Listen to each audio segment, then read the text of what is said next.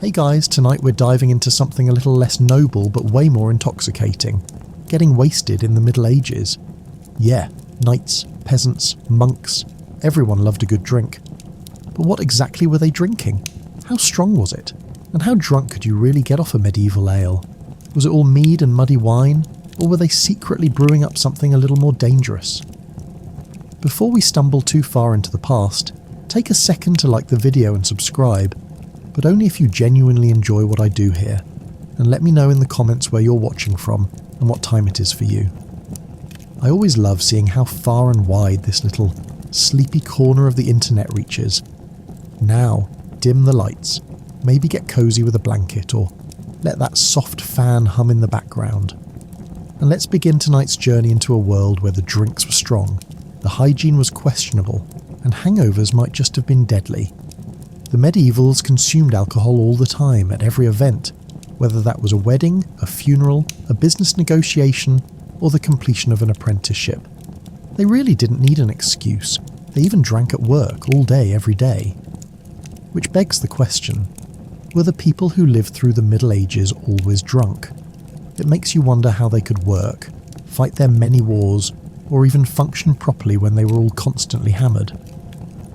By the 14th century, brewing was a common occupation in towns and cities across England. Ale was sold out of houses and on the streets. On market day, alcohol could be bought at stalls in the marketplace, and there was even more brewing and drinking at fair time. The buying and consumption of alcohol was seen as a necessity rather than a luxury. Red wine for the wealthier people. There were inns. They first appeared in the 12th and 13th centuries, usually located in towns, and had plenty of staff to look after their rich patrons. Inside the inn, bids known as tapsters and chamberlains would see to the client's every need.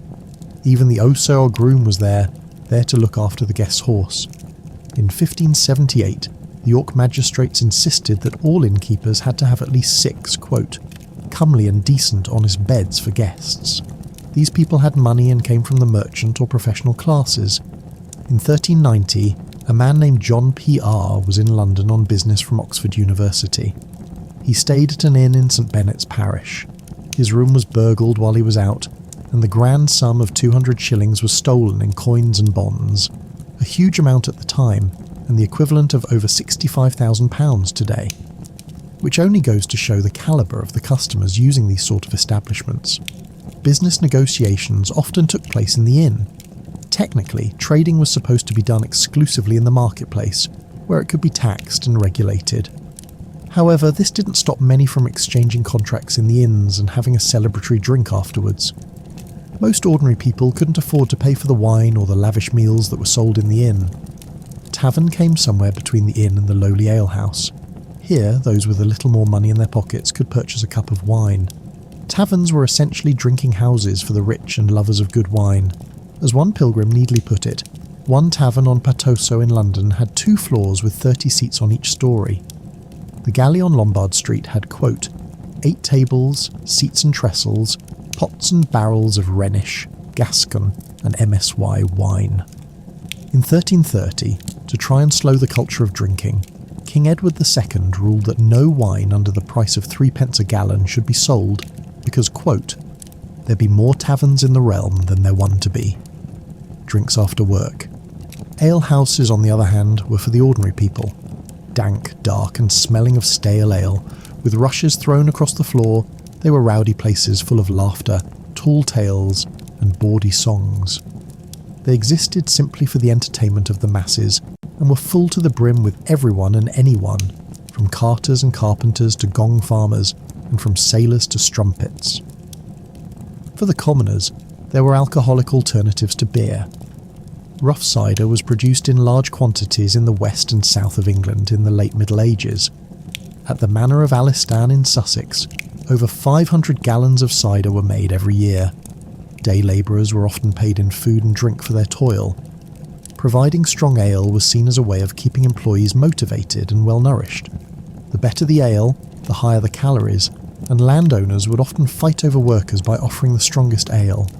It's not known how the workers were able to remain productive, though, when they were loaded with high-strength beer. It's thought that ale may have constituted up to half of the daily calorific intake of an English peasant. In 1289, carters at Battle Abbey Manor and Faring were given rye bread, cheese and ale in the morning, fish, meat and more drink at midday, and more ale in the evening before going home. 100 years later in Nottingham, some mowers were given pottage, bread, beef, pork, lamb, veal, and ale to mow the Lord's meadow. They were allowed to enter the manor another 3 times for a refill of more drink. Then they were given a bucket of ale to take home at the end of their shift, beer money.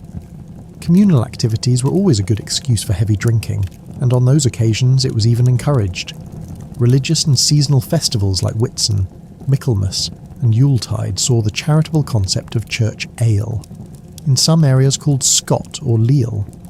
The idea was that people would donate beer or the ingredients to brew a batch of ale, and then buy it back by the cupful. It was a way of raising funds, sometimes as charitable donations to the poor. In Wiltshire, during the 13th century at the Devils, the Scot ale went on for 3 days. On the last day, any bachelors in the village were encouraged to drink any ale that was left, for free, as long as they could stand up. Communal drinking often took place in the churchyard, and the church authorities regarded the drunken affairs as ungodly, as they often led to disorder. There were attempts to ban the church ale, and although the clergy were forbidden from taking part, this order was often ignored, and the event was held away from the holy building instead, with the clerics joining in.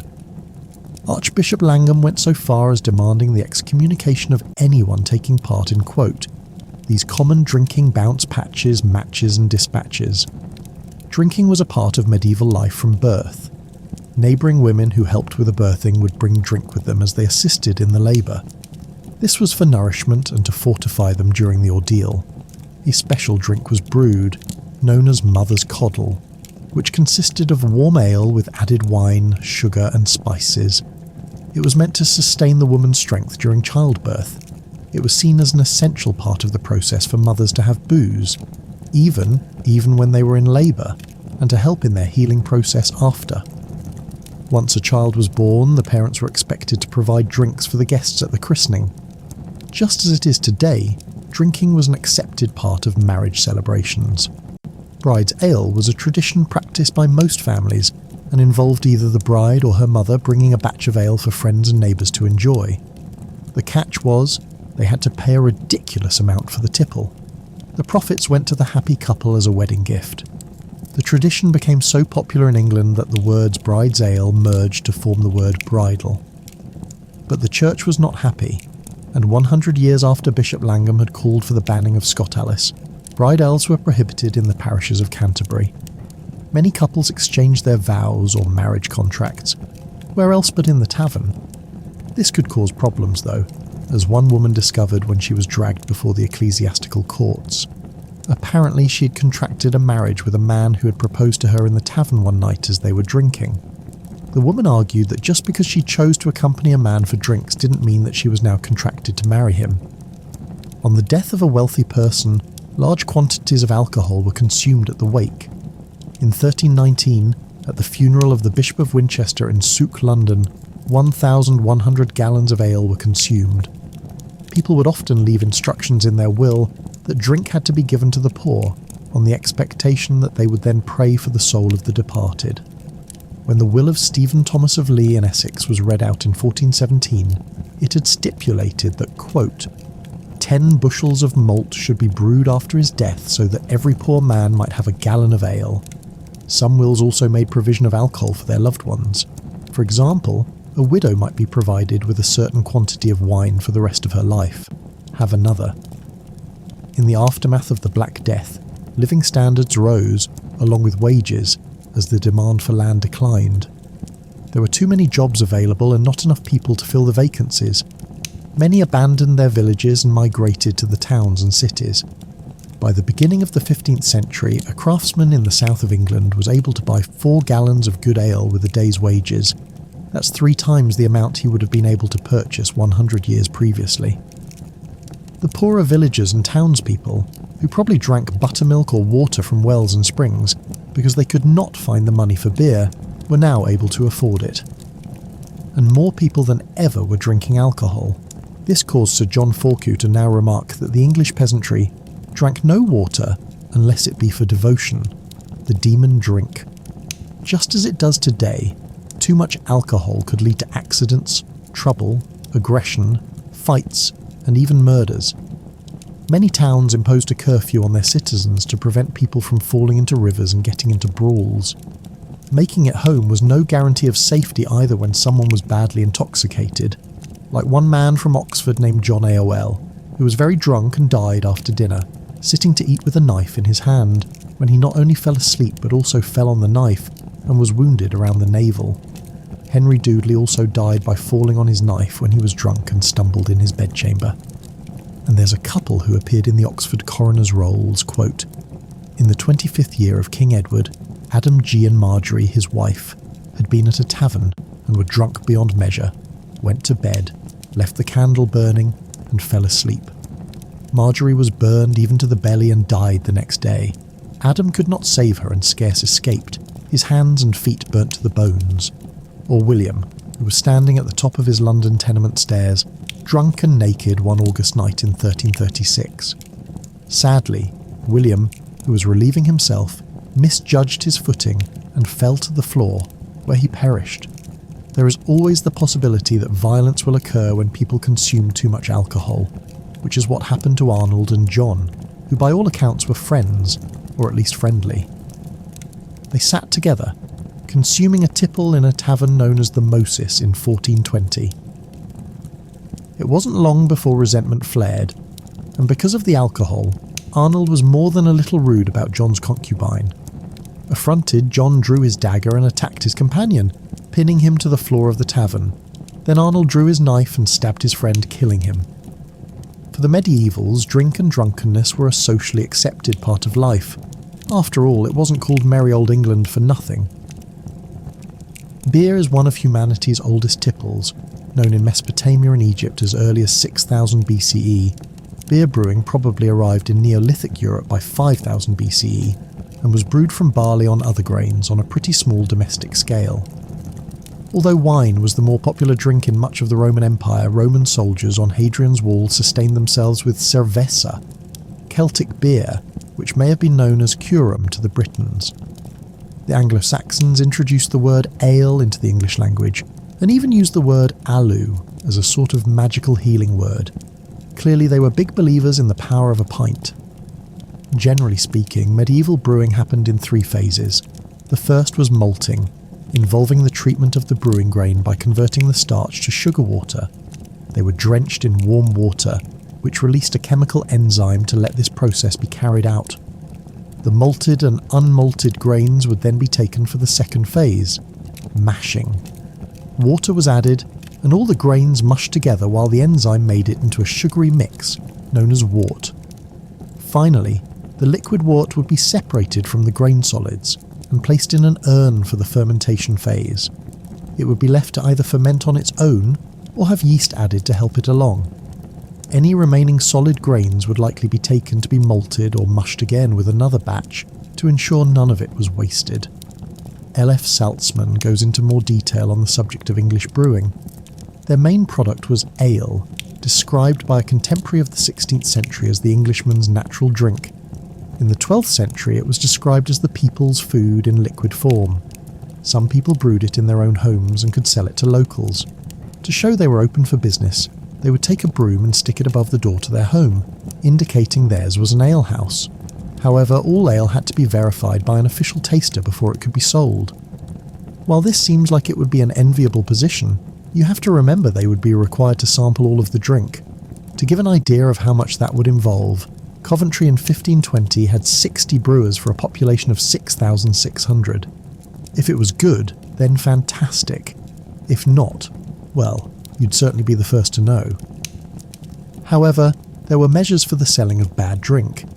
In Coventry, a man who made bad wine was forced to drink it, and then had it emptied all over him.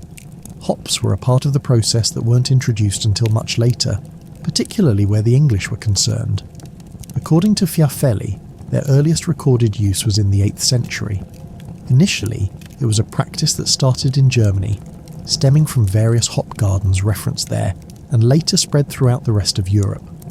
Not only did it alter the flavour to a more bitter taste compared to the sweeter tasting ale, but it also increased its longevity, meaning it could be stored and kept, as well as transported and traded. Before that, beer and ale had to be brewed and sold locally, due to its much smaller lifespan before it went flat and started to go off. It became a major part of trading for most northern European towns, and found its way overseas at the end of the 14th century to Britain.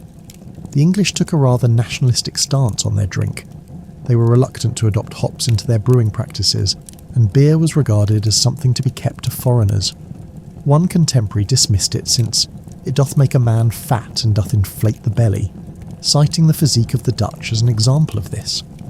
In 1531, the royal brewer was forbidden from using hops in their brewing. Even so, an Act of Parliament permitted foreigners to continue their trade in England, mainly because most native-born English folk didn't want to drink their beer anyway, and they still had a market from overseas travellers. However, as the 14th century went on, hops brewing became more popular when the longevity of hop-brewed beer became apparent and more money was being made. This was especially true in places like Sussex, where large numbers of hops began to be imported. Eventually, in 1577, a contemporary spoke of the old ale as thick and foulsome, cementing that beer had supplanted it, but Gieterkamp details more about brewing in medieval England and beyond. It may come as surprising to learn that one of the main sources of beer brewing in England was monasteries. They were the closest to brewing ale on what could be considered a commercial scale, brewing it for their brothers and for pilgrims.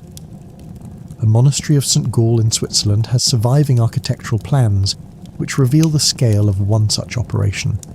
A malt house, a kiln, mill room, 3 breweries and storage cellars brewing 3 different kinds of beer. One for monks, one for lay brothers, and one for pilgrims. The monks themselves drank their own product a lot since ale was a liquid.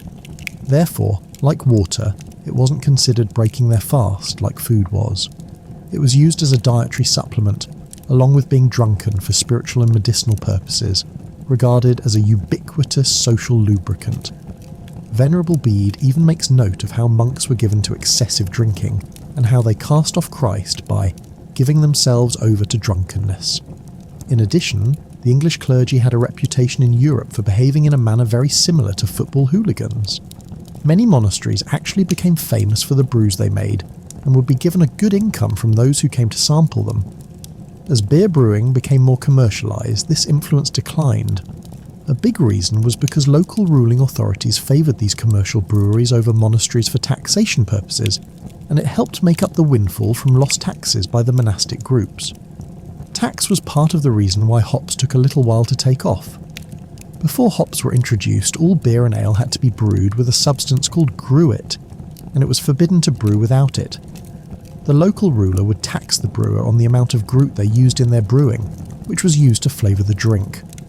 Hops brewing was prohibited for a long time, partially because these rulers didn't want to lose this valuable income. As hops became more popular, lords and ladies were able to start levying taxes for commercial brewers, since it was in their best interest to have a steady supply of alcohol, as it was integral to the social order. By about 1600, beer brewing was one of the leading trades in towns and cities. As always seems to be the case, London represented the main bulk of the trade, though traditional brewing could be found in small local settlements. So, that's a little bit of our coverage on the considered highlights of brewing in the medieval period. While drinking in the pub is an activity that has certainly been disrupted by recent events, it can definitely be said that the making and drinking of alcohol is a long-established human practice that will continue for many years to come. Cheers. Edward II was one of the kings most intimately acquainted with Newcastle Castle, spending a lot of time here during his reign, whether he was fighting against the Scots or his own barons. He must also be one of the most frequently discussed and least understood of all medieval kings. Perhaps this has something to do with the failures of his reign. After all, successful kings tend to get a bland heroic portrayal, or at the very least a suitably potent villainous role. Richard the Lionheart is generally remembered as the good guy in Robin Hood stories and not much more, while Edward I, Edward II's father, is usually remembered through the lens of his Welsh and Scottish wars as the tyrant Longshanks who conquered Wales and tried unsuccessfully to do the same to Scotland. Historians may take a more nuanced view of these kings. Richard the Lionheart often comes in for some criticism for spending relatively little time in England during his reign, preferring to do battle for his lands in France or for the Church on crusade in the Holy Land. Edward I may have been a belligerent warrior, but he was also a strong reformer who did his best to root out corruption in the government and legal system of England. But where you get someone who is regarded as a bad king, such as John, Edward II or Richard II, people can project all sorts of their own obsessions and neuroses onto them to explain their downfalls, and they often come across to modern readers as more compelling characters for this reason. With Edward II, this projection has tended to take the form of overt homophobia, with most history books concluding that Edward's fondness for his chosen favourites, there are plenty of not-so-subtle euphemisms at play, over the established nobility of England was the cause of his failure as a king, his downfall and eventual death. In modern pop culture, this is perhaps best illustrated by Edward's portrayal in the influential 1995 film Braveheart. Edward II has only a tiny part in this film, with the role of villain taken up by the scenery chewing Patrick McGoohan as his father, Edward I. Prince Edward is portrayed as a camp stereotype of a gay man, uninterested in his beautiful French wife in favour of a handsome knight the film calls Philip. In a pretty grisly scene, Edward I kills Philip by throwing him out of a window, which is largely played for a cheap laugh. Edward was not yet married at the time the film is set, and Isabella, who would become his wife, was only 9. Philip is presumably supposed to be based on the handsome Gascon knight Sir Piers Gaveston, who is the man most frequently named as Edward's lover. In real life, Edward was described by his contemporaries as tall and strong, a fine figure of a handsome man. His effigy in Gloucester Cathedral shows him as a handsome man with long hair and curling beard. Although some later historians called him a coward due to his lack of success in battle, the sources don't bear this out either. In his most famous battle, Bannockburn, he may have proven a disastrous commander who lost the battle, but he fought on the front line armed with a mace, and only left the field when his bodyguard physically dragged him away for his own safety. Whatever his sexuality was, it does him a massive disservice to portray him as a stereotype. While the incredibly camp characterisation of Edward in Braveheart is based purely on homophobic stereotypes, the idea that Edward II was England's first gay king goes much farther back. In fact, while he was still on the throne, insinuations about the king's infatuation with his close advisors were common. Even the famous story of his death seems to have come about as a sort of nasty comment on what the authors thought of his sexual orientation. The story goes that when Edward was eventually forced to abdicate and then murdered by his wife and her ally Roger Mortimer, he was killed by having a red-hot poker inserted into him, a not very veiled reference to what medieval authors would have called the sin of sodomy. The fact that this story is not true but was invented sometime after the king's presumed death has not stopped it from being one of the best-known stories about Edward down to the modern day. It is a story repeated by Christopher Marlowe, a contemporary of William Shakespeare, in his play The Troublesome Reign and Lamentable Death of Edward II, King of England, with the tragical fall of proud Mortimer, better known for obvious reasons as Edward Thursu. This play, written in the 1590s, makes Edward's homosexuality the main theme of the play, and has led many people to theorise that Marlowe himself was gay, and exploring his sexuality through this play.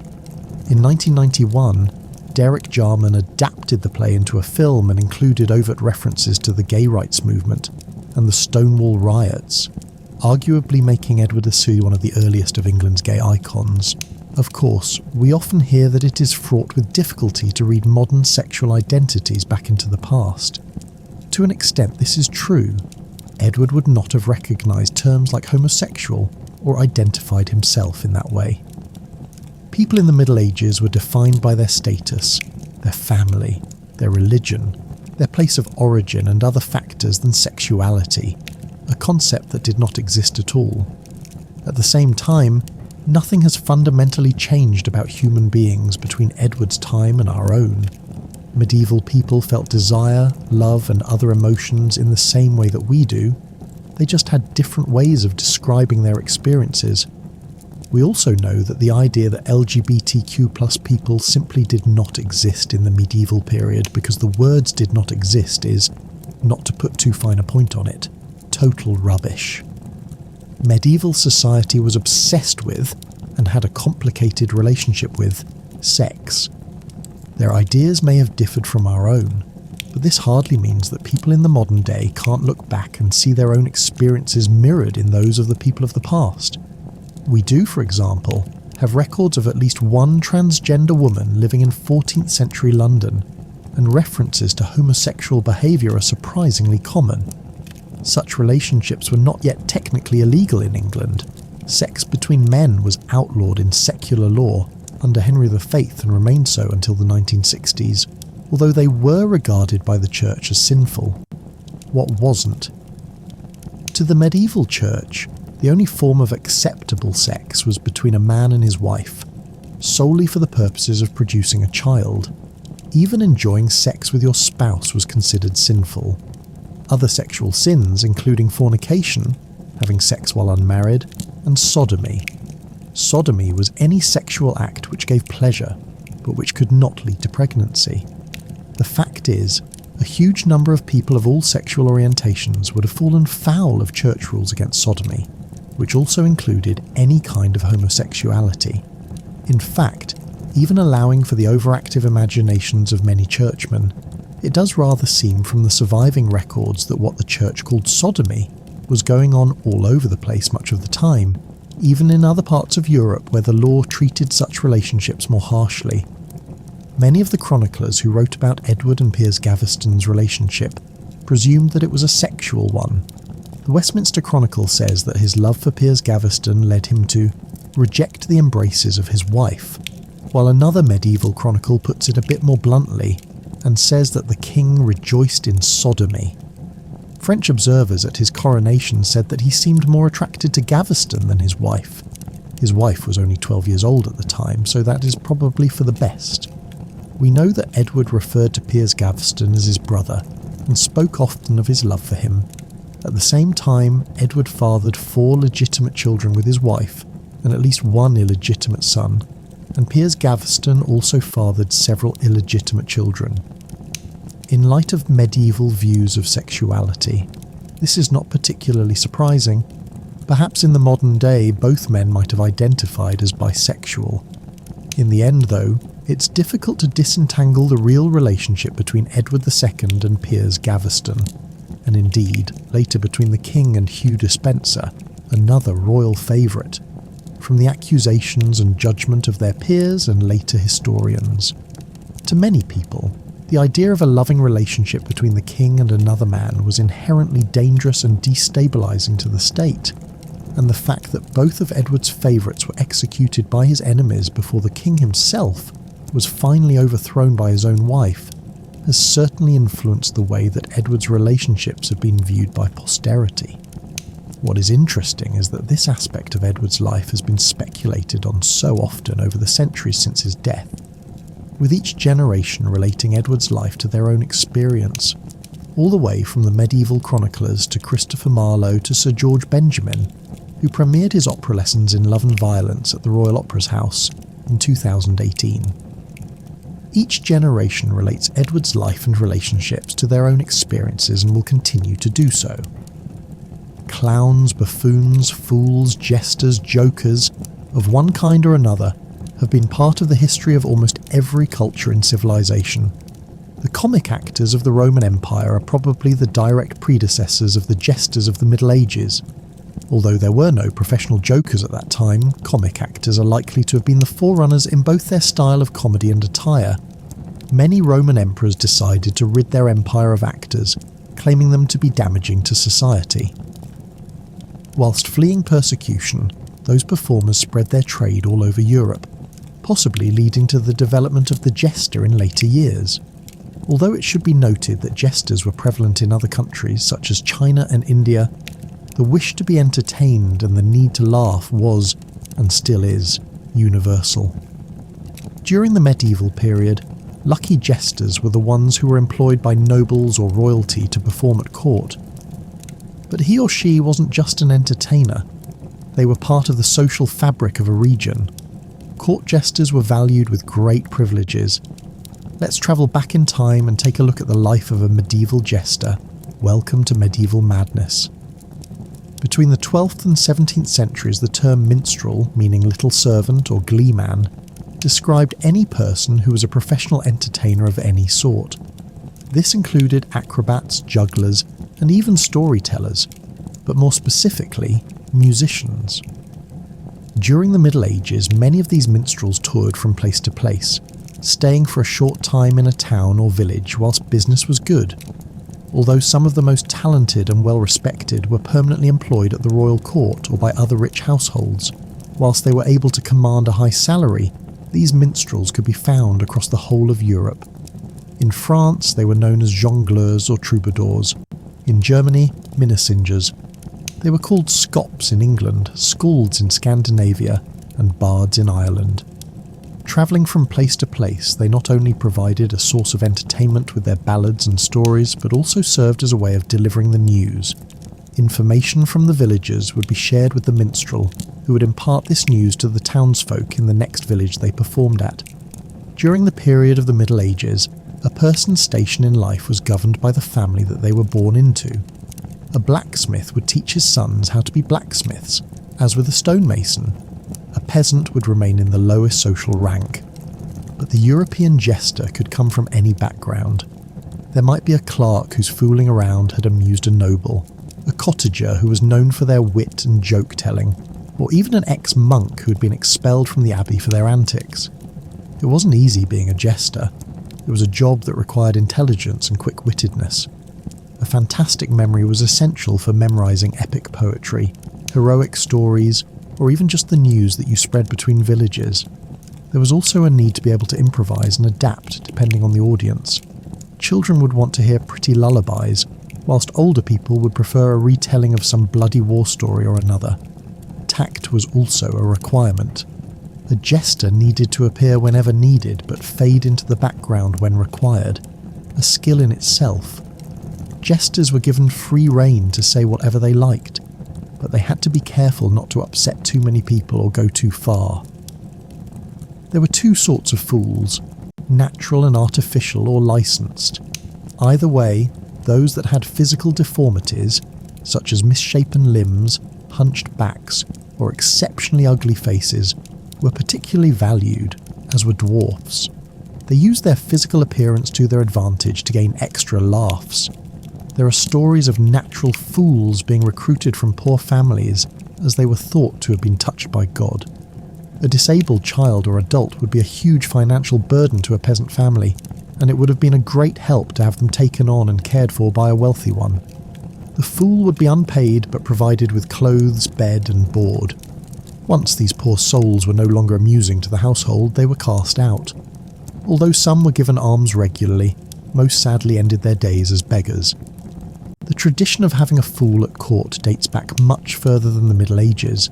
They were employed not just for entertainment, but also to ease the mental pressures for both the monarch and his nobles. In this way, the jester would help their employer to focus better on their duties and political affairs.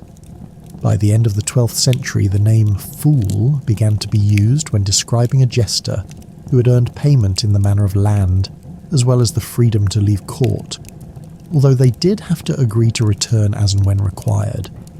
During the medieval period, court jesters were held in great esteem, especially in the royal household. This prized position meant that they could tease their patron without causing too much offence, often speaking the harsh truth to their superiors disguised as humour. This ability was known as the jester's privilege, and although people laughed at their silly stories, they also listened to the truths hidden within.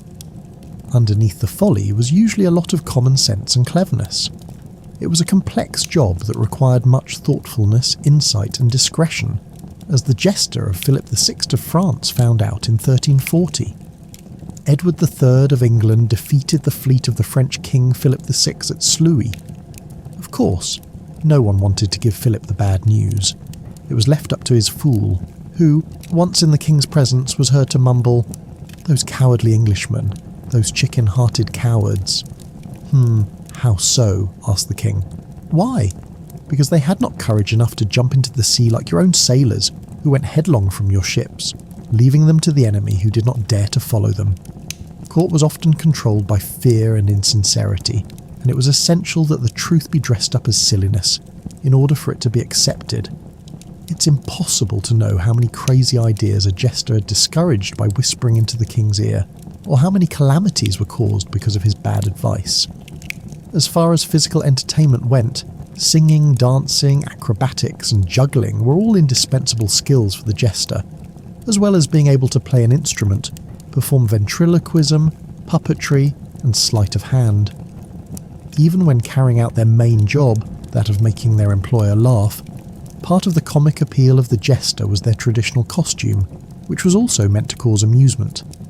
During the early medieval period, it was not unusual for the head to be completely shaved.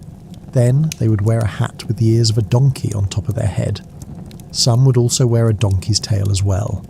Later, a cowl was worn, similar to that of a monk, which would fall off onto the shoulders to give them a comical look.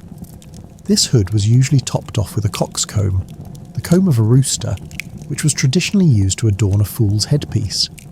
By the late medieval age, the hat had evolved. Made from soft cloth, it now had 3 points, representing the ass's ears worn in the earlier period. A jingling bell was fastened onto the end of each point. Called the cap and bell, this is the design that we associate with a fool's hat today. They might also carry a type of pretend sceptre known as a bauble or marotte, with a carved miniature grinning head on the end. It would often be made to look like the jester themselves, and was also adorned with a cap and bell. Some fools carried a mock weapon such as a wooden sword, an inflated bladder on a stick filled with peas to make a type of large rattle, or a padded club. These types of props were used to add extra quirkiness to their cavorting. A motley coat or tunic was worn, made from bright mismatched colours such as red and green or yellow and blue. This was meant to highlight a lack of symmetry and give emphasis to the mayhem and unpredictability of the fool. Many also had bells around the skirt or at the elbow so that the jester could be heard tinkling wherever they went. Bi-coloured, tightly fitting breeches and stockings were worn on the legs.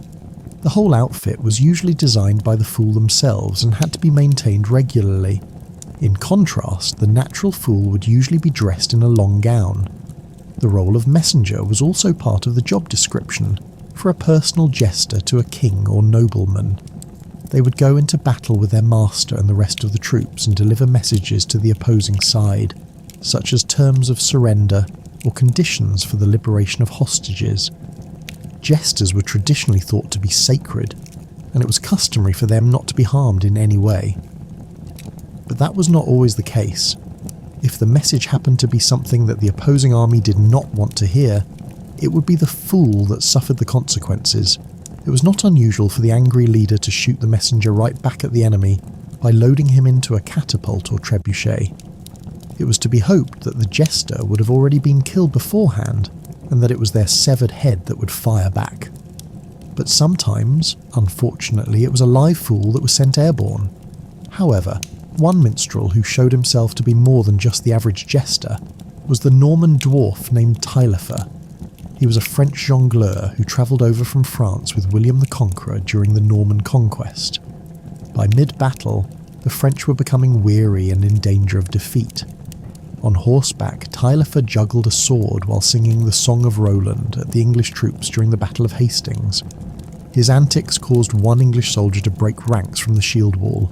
Taillefer saw his opportunity and attacked the Englishman, decapitating him. He then charged at the English line, killing more enemies before he was overcome. Taillefer is credited with lifting the spirits of the French army, which then rallied and won the battle, and subsequently the kingdom. And he is not the only jester of note. Many were quite powerful and had great influence throughout medieval society.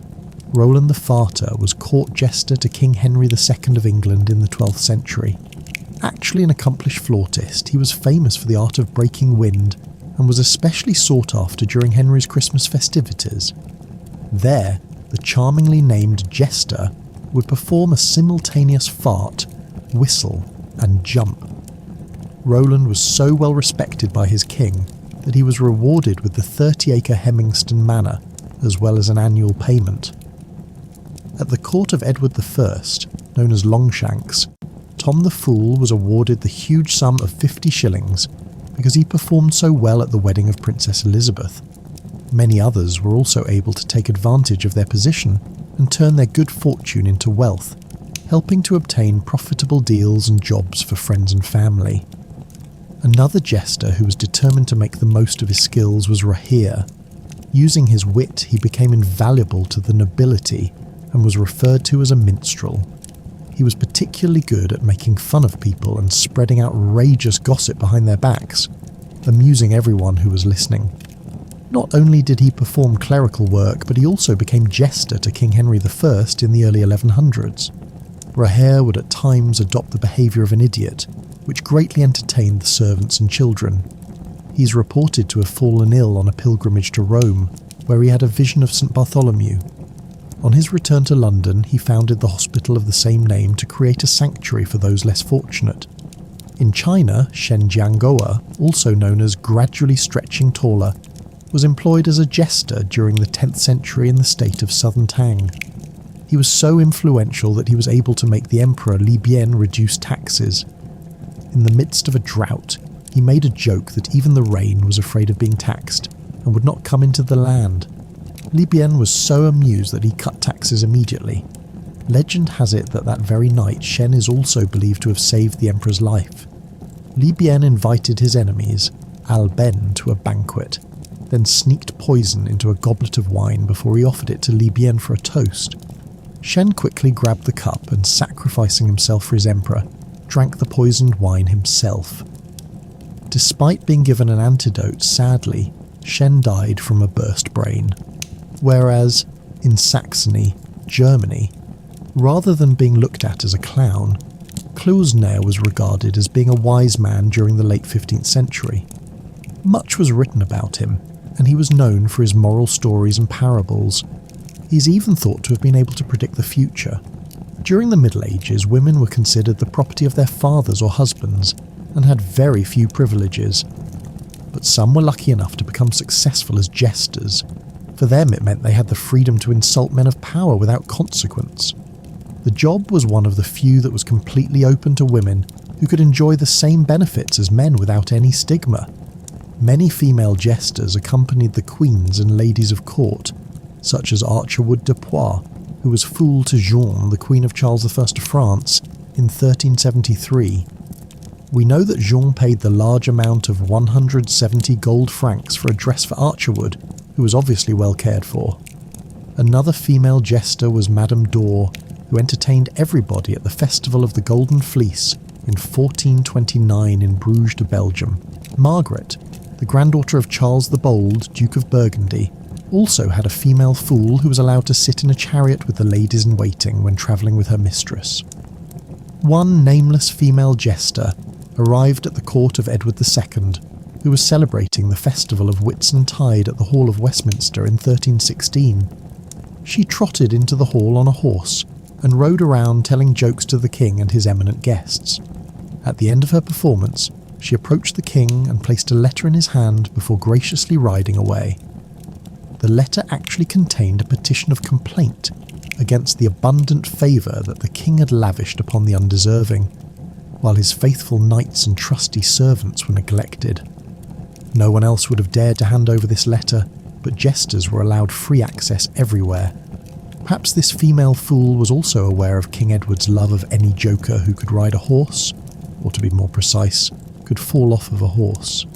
He previously paid one jester who continually tumbled from his mount the princely sum of 20 shillings, double that of another fool who could only dance for his king. Some of the customs that we now enjoy during the Christmas period date back to the Middle Ages and before. Singing carols, giving gifts, decorating homes, and overindulging were all part of the medieval festivities. The Lord of Misrule was a respected position within noble houses and at the royal court. The jester would be expected to play the role over Christmas. It was a demanding job.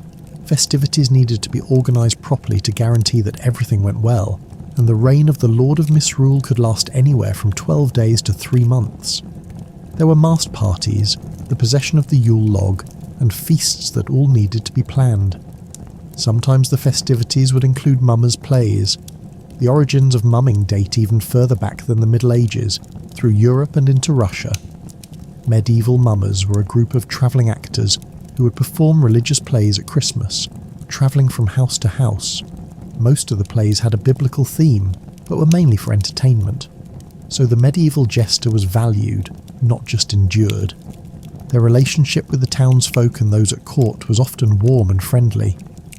Ever the diplomat, they were the voice of reason for many monarchs who were brought up to believe that they had divine rights and were answerable to no one except God. They could save an innocent from the king's fury with just the telling of a joke, therefore saving the king from himself. Although their verbal attacks could be scathing, there was usually an undercurrent of compassion and real insight. The fool was on the side of the ordinary people, fighting against oppression, making them liked by all, whether lord or peasant. During the Middle Ages, common people lived incredibly harsh and physically demanding lives. They were serfs at the very bottom of the feudal system and had to swear an oath on the Bible to serve and obey their local lord. Many peasants worked as farmers for the lords who owned the fields, and because of the nature of farming, certain tasks had to be done at very specific times of the year. Not only did they have to work their own small patches of land, but they were also obliged to work for free on church land. This was a huge inconvenience, time they could have spent providing food and money for their own families. The church held so much power that people were terrified of committing any sin that might offend God and cost them their place in heaven. On top of that, peasants had to pay a tithe, 1/10 of whatever they earned, to the church, either in money or goods. Since money was scarce, peasants usually paid in seeds, causing great hardship. They were left short of what they needed to sow the fields the following year. The church kept these tithes in massive barns. Sadly, much of the grain stored there would be ruined by rats, their urine, and their droppings. In 1395, the French historian and poet Jean Froissart described how much power the nobility had over the serfs. He wrote that serfs were bound by law to plough the fields of their masters, harvest the corn, gather it into barns and thrash the grain. They must mow and carry home the hay, cut and collect wood, and perform all manner of tasks of this kind. The forests were generally owned by nobles or even the king himself. Anyone caught poaching game faced severe punishment, while many peasants raised animals like chickens, sheep and cows to provide eggs, wool and dairy. The meat was a rare luxury. Eggs were so valuable that chickens were rarely killed for food. Animals like cattle and sheep couldn't survive through the winter without human help, so they would be slaughtered at the start of the cold season. Joints of meat were preserved by salting or smoking, hanging on hooks above the hearth to feed the family until spring. Peasants typically lived in wooden framed crook houses with barely any furniture. Straw lined the dirt floors. Cooking, sleeping and living all happened in a single room. At night, animals were brought inside to protect them from wild bears and wolves, still common in medieval England, and from thieves. Of course, bringing animals indoors made conditions even filthier.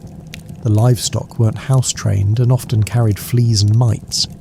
Beds were nothing more than straw-filled mattresses that attracted vermin. Peasants themselves were often infested with lice. There was no running water, no toilets. Human waste was collected in a bucket and either tossed into the street or dumped in nearby rivers or ponds, the same ones they used for washing and cooking. Lovely. The most commonly eaten meat among peasants was beef, ironically considered too vulgar for the nobility. A family might keep a cow until it was too old to milk, then slaughter it for meat. Nothing was wasted. The hide became leather. Bones were turned into needles, tools, or even weapons. Pigs were particularly valuable. They needed little care, could forage for food in forests and even cities, and could defend themselves against predators. When slaughtered, every part of the pig was used. Blood was made into black puddings, intestines became sausage casings, and even trotters were used for making jelly. Bacon and ham, once cured, became essential wintertime staples. In cities, few had their own kitchens. Ready-made food from street vendors was common, with beef or pork filling pies and stews. Sheep were also kept for milk, wool, and eventually mutton. After the Norman conquest of 1066, all game belonged to the nobles.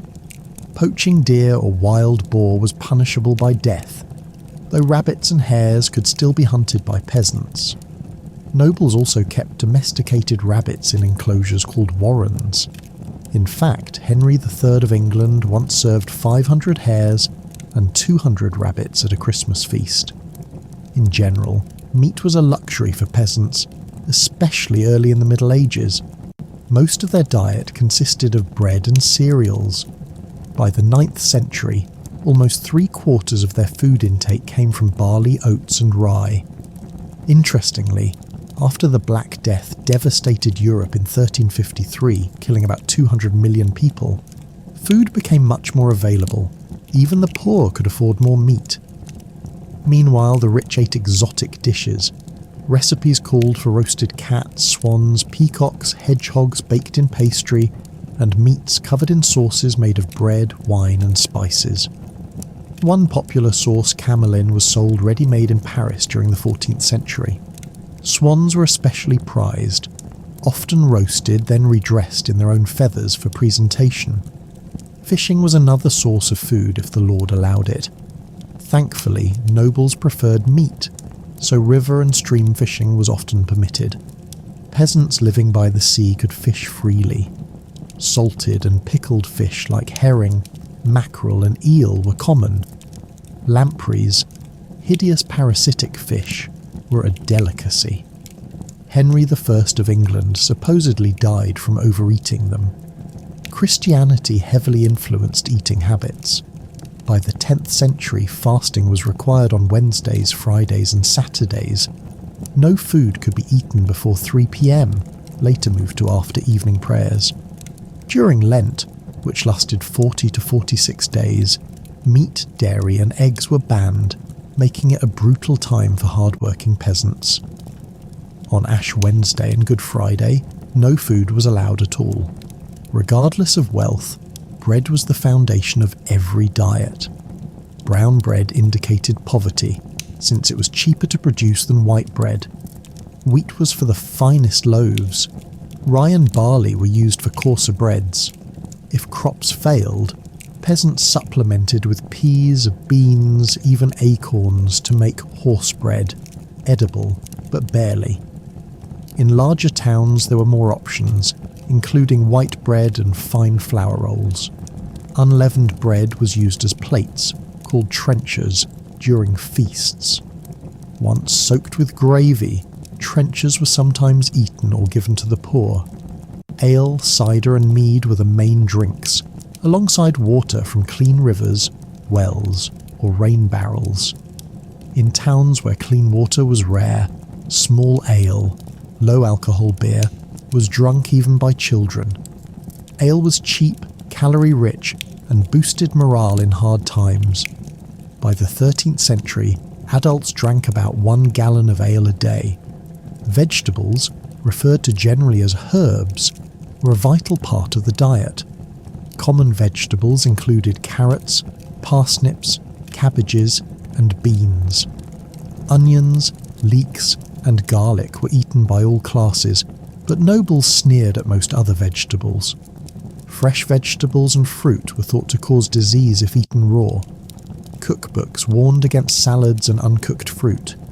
Thus, vegetables were stewed into soups, and fruits were baked into pies or preserved in honey. Apples, pears, quinces, cherries, strawberries, raspberries, and currants grew wild. Foraging was crucial. Peasants gathered berries, nuts, mushrooms, and wild honey. In mountain regions, chestnuts became dietary staples. Both rich and poor ate pottage, a simple stew made by simmering vegetables and herbs in water or ale. Meat could be added when available. The nobility enjoyed thicker, richer versions of pottage with expensive spices and ingredients known as a mortrue. This dish was thicker, richer, and often included expensive ingredients like saffron, almond milk, and a greater variety of meats. Pottage was a flexible dish. It could be kept simmering for days, with new ingredients added as they became available. For peasants, this meant a near constant bubbling cauldron of stew, where yesterday's leftovers blended with today's handful of vegetables, or the occasional lucky addition of meat. For those who could afford it, spices like pepper, cinnamon and cloves were highly sought after, and prized additions to food, imported from far-off lands like India and the Middle East. For the average peasant, however, flavouring food meant relying on garden herbs or salt, if they could even get their hands on enough of it. Salt, in fact, was so crucial that it wasn't just for seasoning, it was a vital preservative, used to cure meat and fish so it could last through harsh winters. Salt production was heavily controlled and taxed, meaning it was expensive and sometimes a luxury in itself for poorer families. In terms of sweets, sugar was virtually unknown to most peasants during the early medieval period. Honey was the primary sweetener, and it was highly valued not just for flavouring foods, but also for preserving fruits and even making mead. Beekeeping was a valuable skill, and honeycomb could often be traded for other goods or small luxuries. Cheese was another crucial part of the peasant diet. Milk from cows, goats or sheep was often turned into cheese because fresh milk spoiled quickly without refrigeration. Cheese could be stored longer and provided much-needed protein and fats, especially during periods of fasting when meat was not allowed. Daily meals were basic and practical. A medieval peasant's day might start with a breakfast of rough bread and ale, followed by a midday meal of pottage and then a light supper. Again probably bread, perhaps some cheese, or cold leftovers from the midday meal. Variety was rare, and meal times were dictated by daylight hours and working schedules rather than by leisure or appetite. Life for the medieval peasant was not only hard but precarious. A poor harvest, a harsh winter, or an outbreak of disease could easily push an already struggling family into starvation. Famines were not uncommon, and malnutrition left people vulnerable to illnesses that today would be easily curable, but were often fatal back then. Despite these hardships, the medieval peasant showed remarkable resilience and ingenuity. And here's something else that made medieval peasant life a little more unpredictable: foraging. When the garden or fields weren't enough, people went scavenging through the woods, hedges and meadows, picking whatever nature tossed their way. Berries, nuts, wild greens like nettles, even mushrooms if they were feeling lucky. Basically, if it didn't immediately kill you, it was dinner. Fish also played a surprisingly big role, not because peasants had fancy lakeside estates, but because the church was extremely fond of banning meat on dozens of fast days every year. When it wasn't allowed to chew on a nice hunk of salted pork, dried fish or freshwater eels were the next best thing. And yes, salted herring was considered a treat. Standards were different back then. Oh, and you might be wondering, why all the ale? It wasn't just because medieval people loved a buzz. It was because their water was often sketchy at best. Brewing ale, even the weak kind peasants drank, killed off most of the nasty stuff, so even toddlers were guzzling down low-alcohol beer with breakfast. Hydration, but make it medieval. Finally, medieval diets changed with the seasons.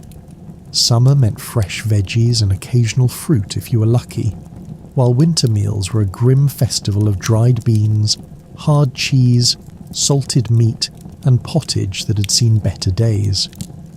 They weren't eating the same thing all year round. They were eating whatever hadn't rotted yet.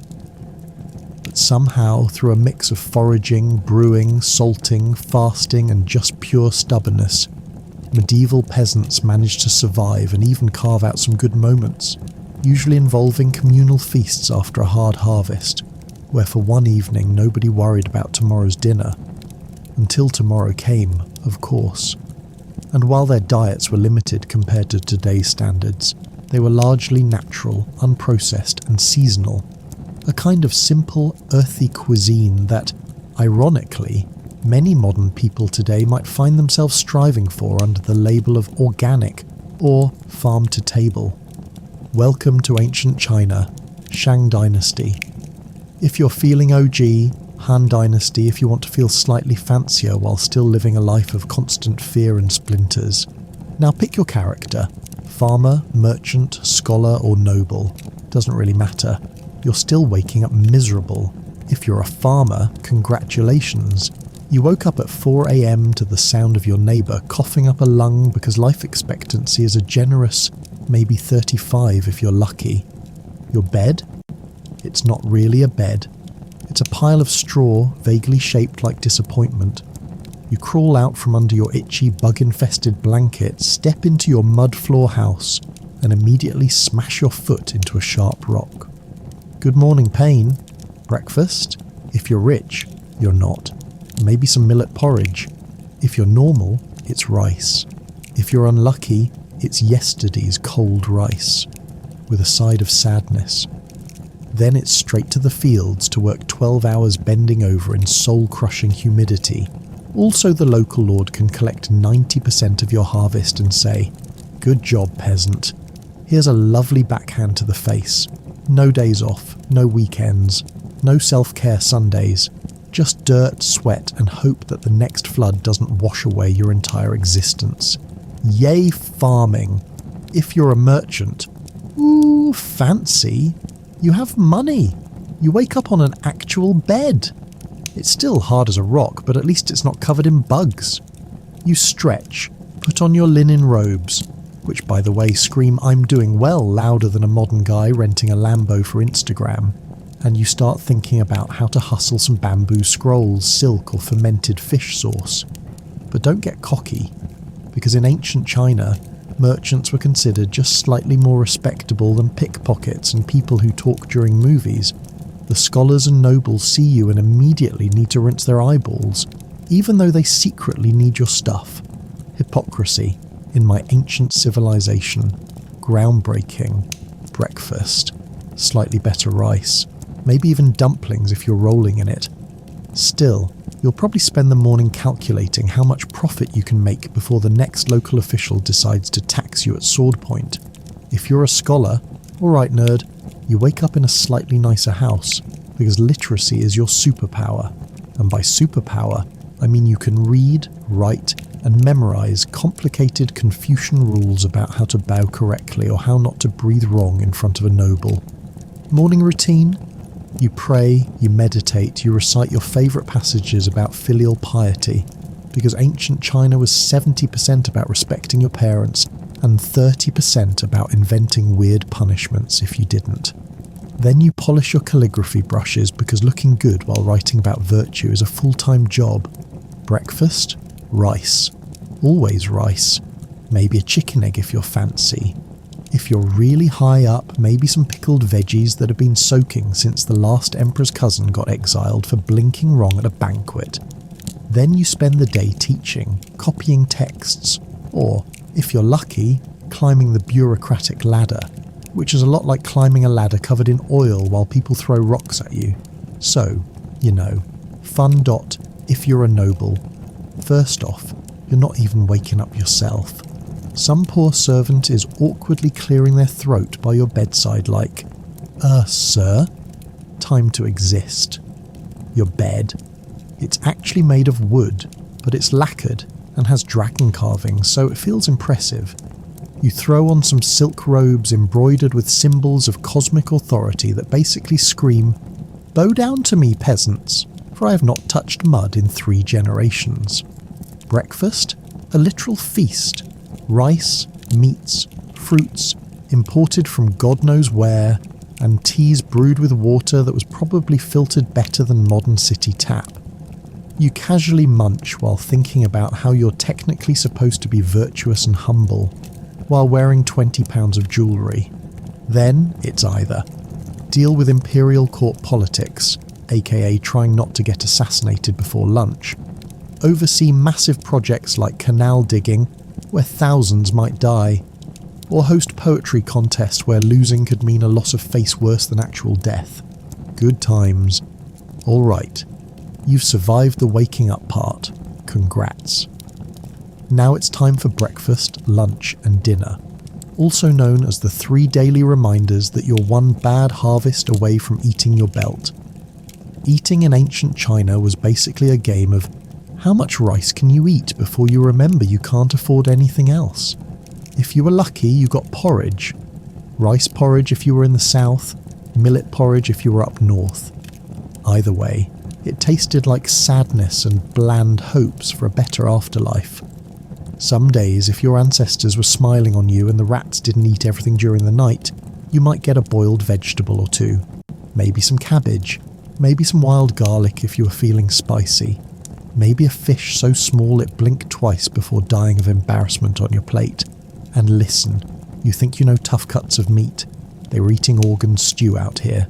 Intestines, liver, mystery lumps with the veins still attached. You didn't ask what it was. You just chewed aggressively and thanked the gods you had anything at all. Meanwhile, if you were rich, and by rich I mean has shoes that match, your meal started looking a little better. Rice still, yes, because it's China and that's the law, but with side dishes, pickled cucumbers, dried tofu skins, duck eggs that had been salted until they tasted like a savoury punch to the face. And if you were really rolling in that ancient cash, meat, pork belly that dripped grease like a dream, roasted duck with the crisp skin crackling just right, and soups, endless, bubbling cauldrons of herbal soup that could cure anything except the crushing weight of dynastic politics. Oh, and then there were the weirder moments. You think modern food trends are weird? These people were already on their flexitarian, paleo-organic, local-sourced journey before it was cool. Alchemists were out there grinding jade into powder and mixing it into tea like, this tastes like extremely expensive stomach cancer. Some genius decided mercury was good for you. Yeah, mercury. The same stuff that nowadays you wouldn't touch without gloves and therapy. Fun fact, if your local physician told you to drink a potion made of ground deer antler, bear bile, and something vaguely described as mystical mountain essence, you just did it. Because arguing with the town doctor was a great way to wake up with no kidneys. And of course, there was tea. Tea was the one pure thing. Rich, poor, scholar, merchant, random guy selling snakeskin belts on the corner. Everybody drank tea. Sometimes it was literally just boiled water with a leaf floating in it. But still, tea. The real MVP. So, yeah.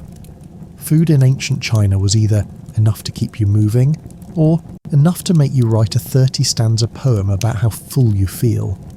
There was no in-between, and let's be honest, if you lived back then, you'd either be gnawing on a root and pretending it was cake, or laying back in silk robes, eating plums imported from somewhere so far away that someone probably died bringing them to you. Either way, you'd still die young, bloated with pride, or just bloated. Okay, you've dragged yourself out of bed. You've eaten your soggy bowl of congratulations, it's porridge. Now what?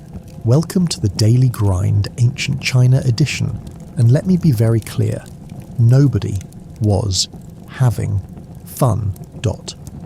If you were lucky, and by lucky, I mean your family hadn't been crushed by tax collectors yet, you spent your day farming. And farming in ancient China wasn't just plant seed, water plant, look inspirational under the sunrise. Number it was back-breaking, mud-slogging, worm-punching, sun-blinding labour, from the second your bowl hit the floor to the second your face hit the bed again at night. You woke up before the rooster. You planted rice seedlings knee-deep in swampy water that smelled like every bad decision made in a 10-mile radius. You fought off mosquitoes the size of small birds. You bent over so much that your spine just gave up one day and turned into a question mark, and heaven help you if a drought came, or a flood, or locusts, or a noble riding by on a horse so shiny it reflected your poverty back at you like a mirror, demanding more taxes. You didn't own the land you farmed, you borrowed it from somebody richer, who borrowed it from somebody even richer, who prayed nightly that you stayed alive just long enough to finish paying off your great-great-grandfather's debt.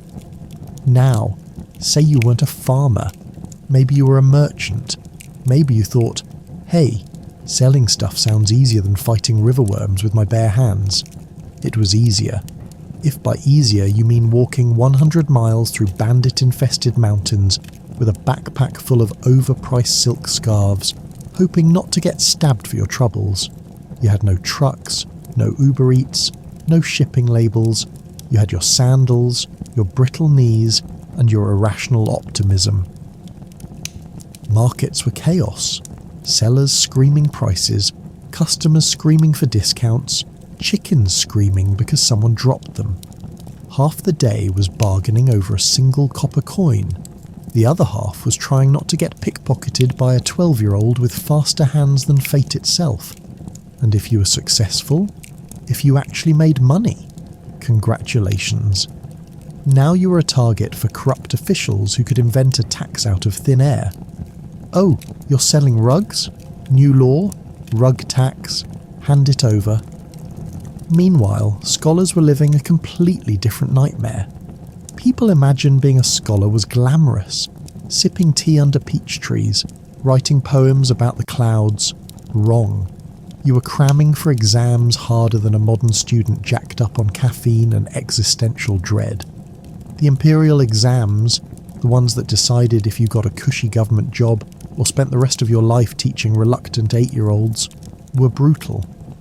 They tested your memory, your handwriting, your poetry skills, your knowledge of Confucian classics, and probably how well you could cry without smudging the ink.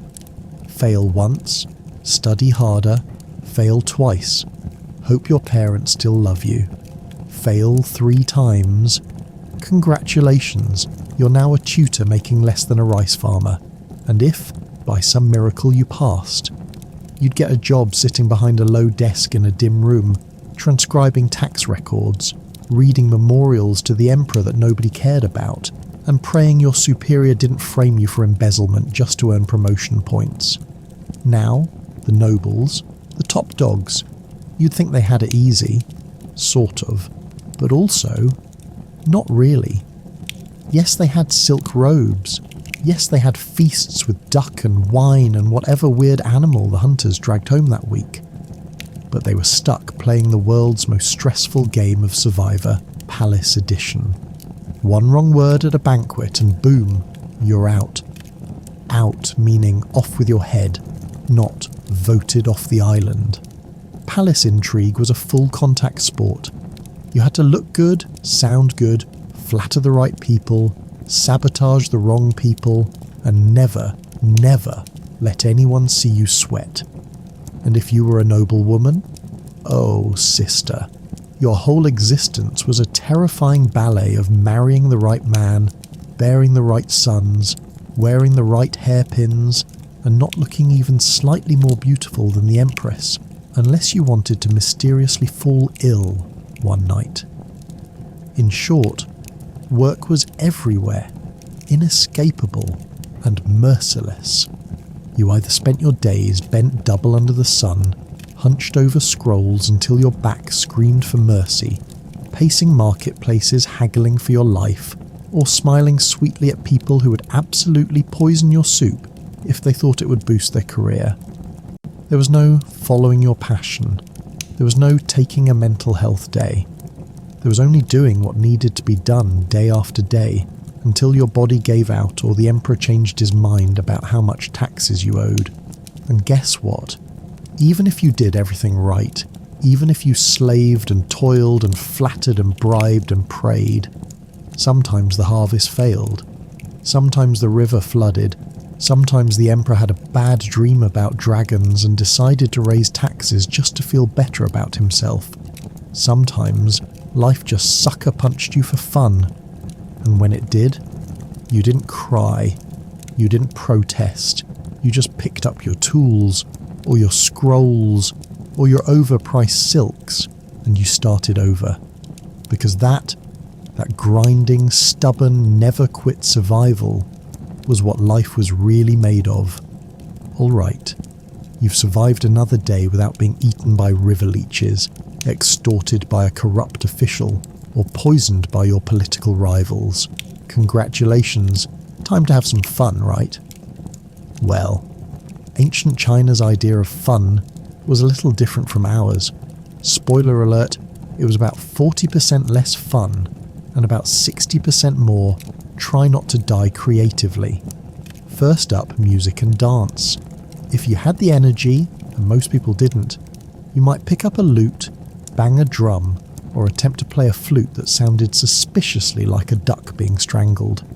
If you were rich, you hired performers. If you were poor, you were the performers. Dances back then weren't TikTok-ready moves either. We're talking ceremonial dances, long, slow, hypnotic movements that either summoned blessings from the gods, or, if you were particularly unlucky, summoned the mockery of every drunk uncle at the village festival. Now, if you were more of a sit and vibe type, storytelling was the ancient Netflix. You'd gather around the oldest, weirdest man in town, usually missing several teeth and most of his filter, and listen to tales of dragons, fox spirits, ancient battles, tragic lovers, and gods who couldn't seem to keep their human disguises on for 5 minutes without causing a scandal. And let me tell you, the plot twists?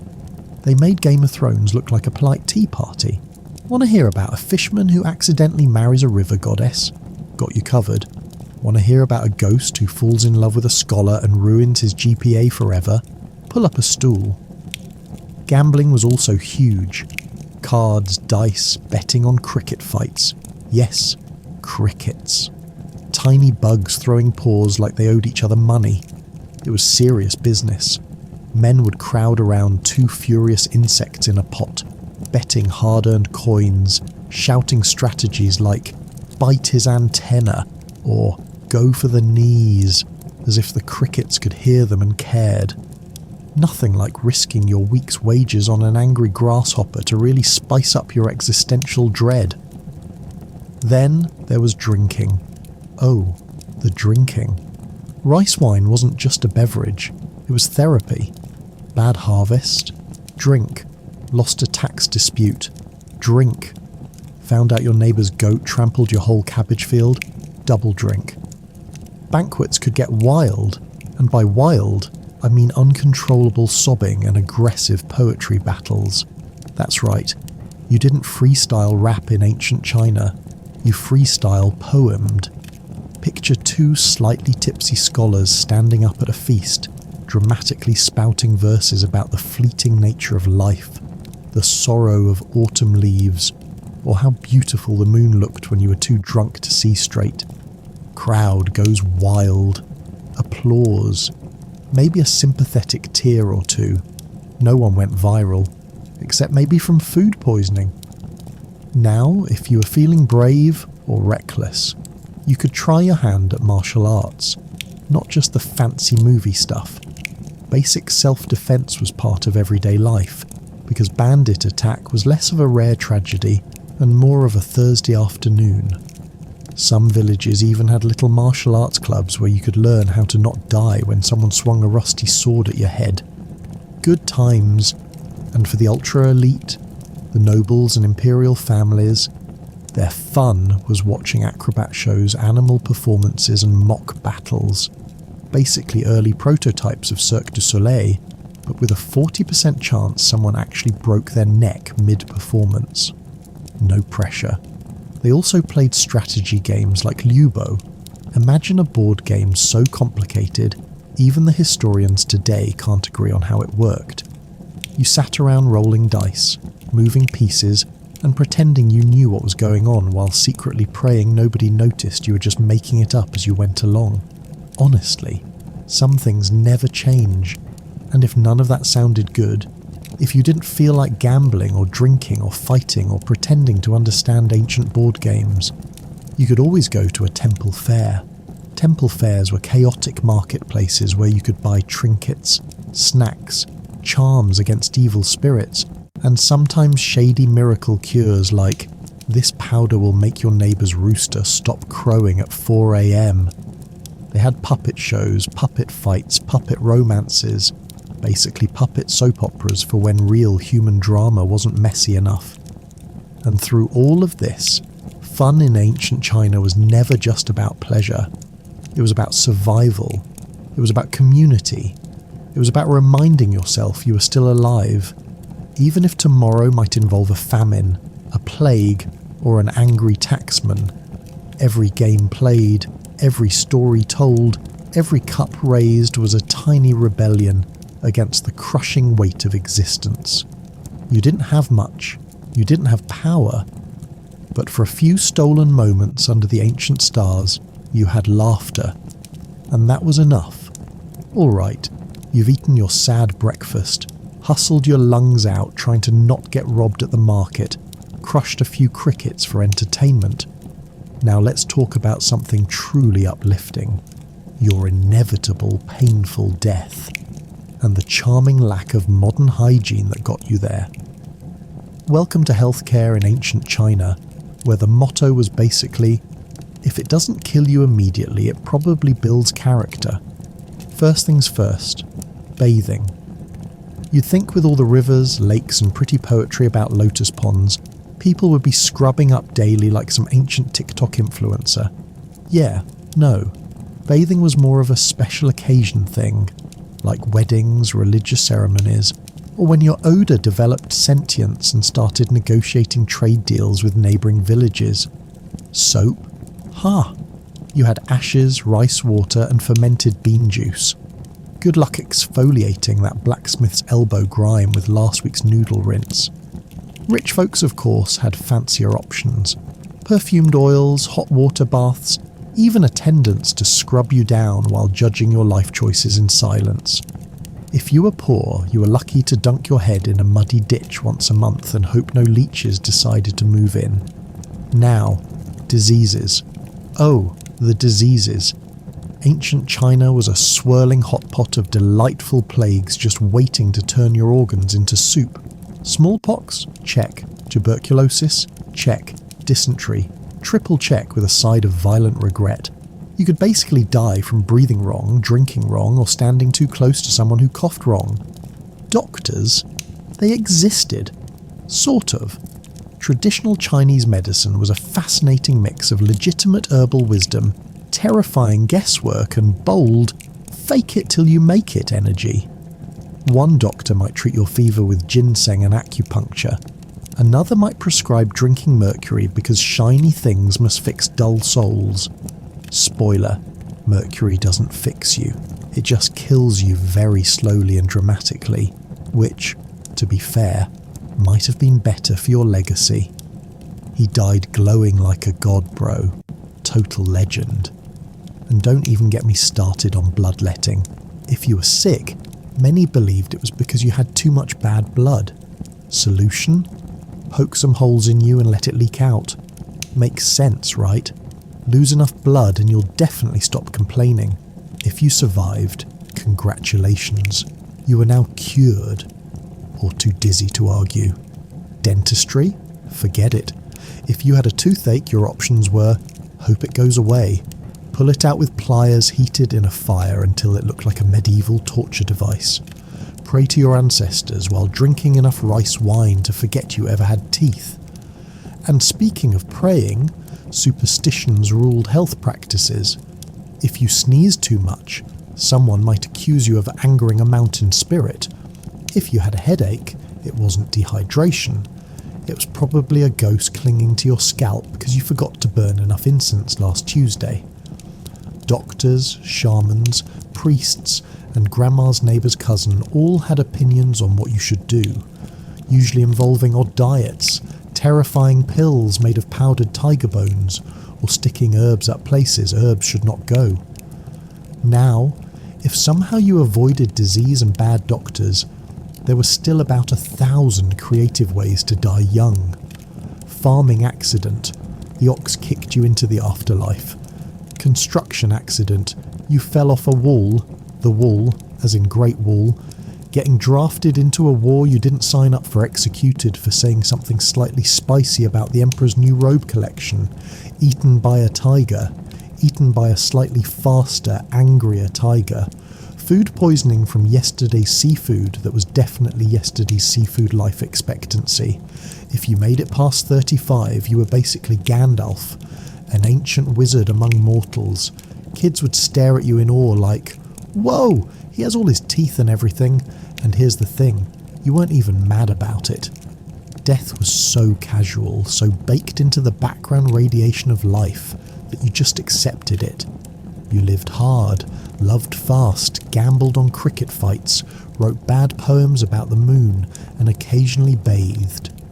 Because if there's one universal truth about ancient China, and probably about every civilization ever, when life is short and brutal, you celebrate every stolen day like the small miracle it is. Even if your breath smelled like fermented tofu. Even if your biggest medical advancement was don't die.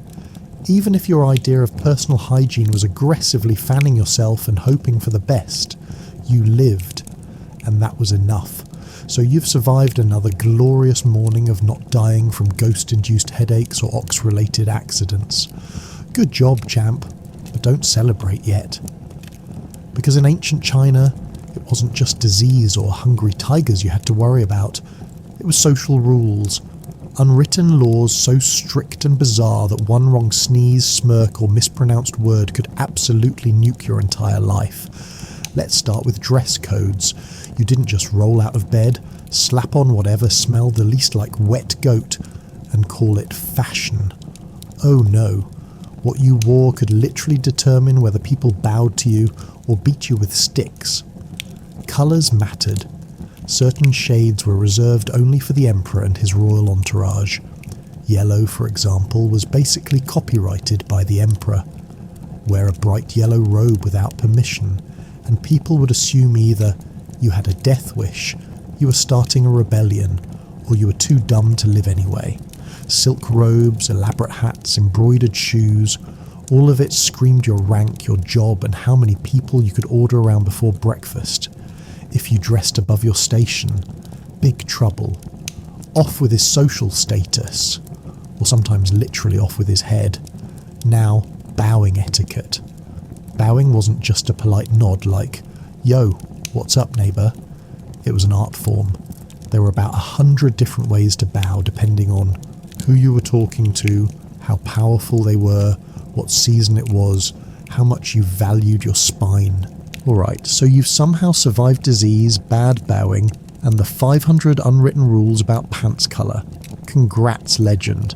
You're doing better than 90% of ancient China already, but buckle up. Because we're about to dive into the strange beliefs and gloriously weird inventions that made ancient China both the envy of the world and occasionally the laughingstock of the universe. First up, alchemy. If you thought alchemy was just some Harry Potter nonsense, think again. Ancient Chinese alchemists were out here dead serious about mixing random powders, minerals and dragon parts to create magic potions. Their number one goal?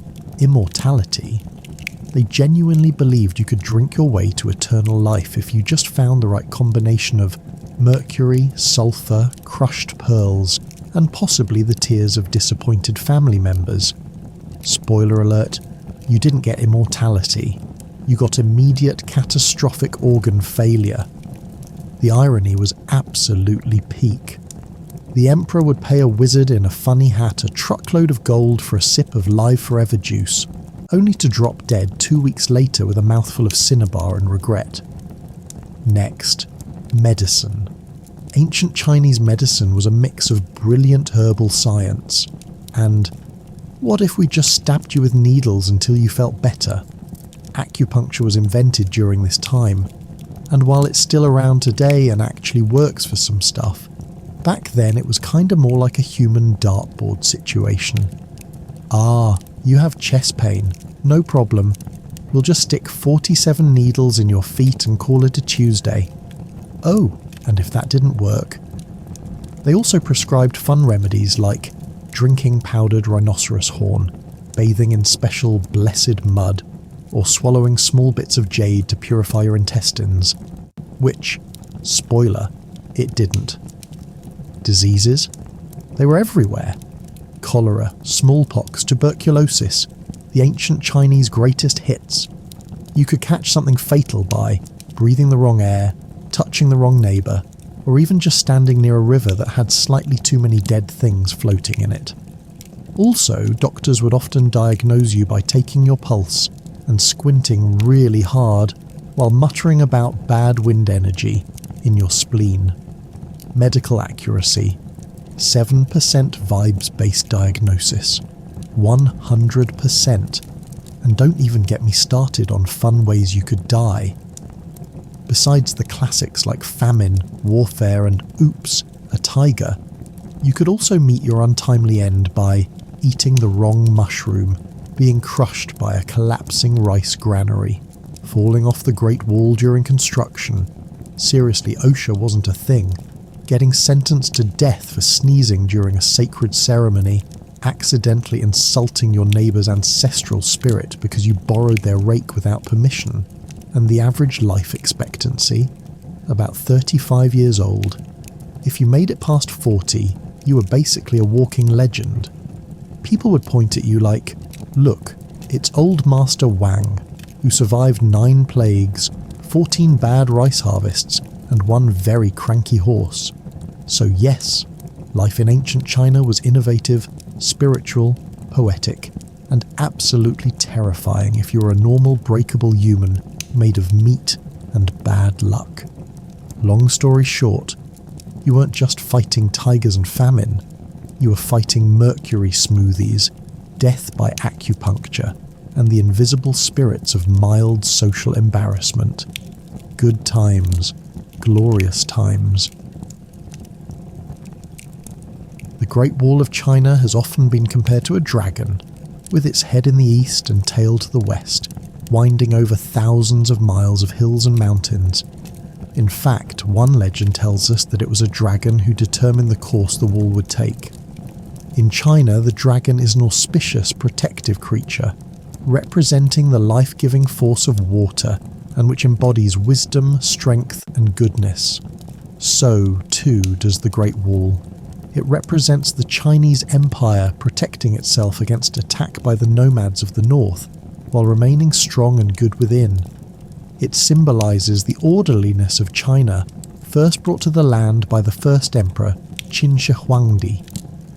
Water had been a lucky element of the Qin, and the emperor chose this as his symbol. Thereafter, the dragon was symbolic of the emperor. The Great Wall was added to, repaired, rerouted, and reconstructed over many dynasties, particularly during the Ming dynasty of 1368 to 1644 AD. This essay will concentrate on the work done during the Qin dynasty only, because it reflects the establishment of the imperial system by the first emperor. The idea of wall building started quite early in China.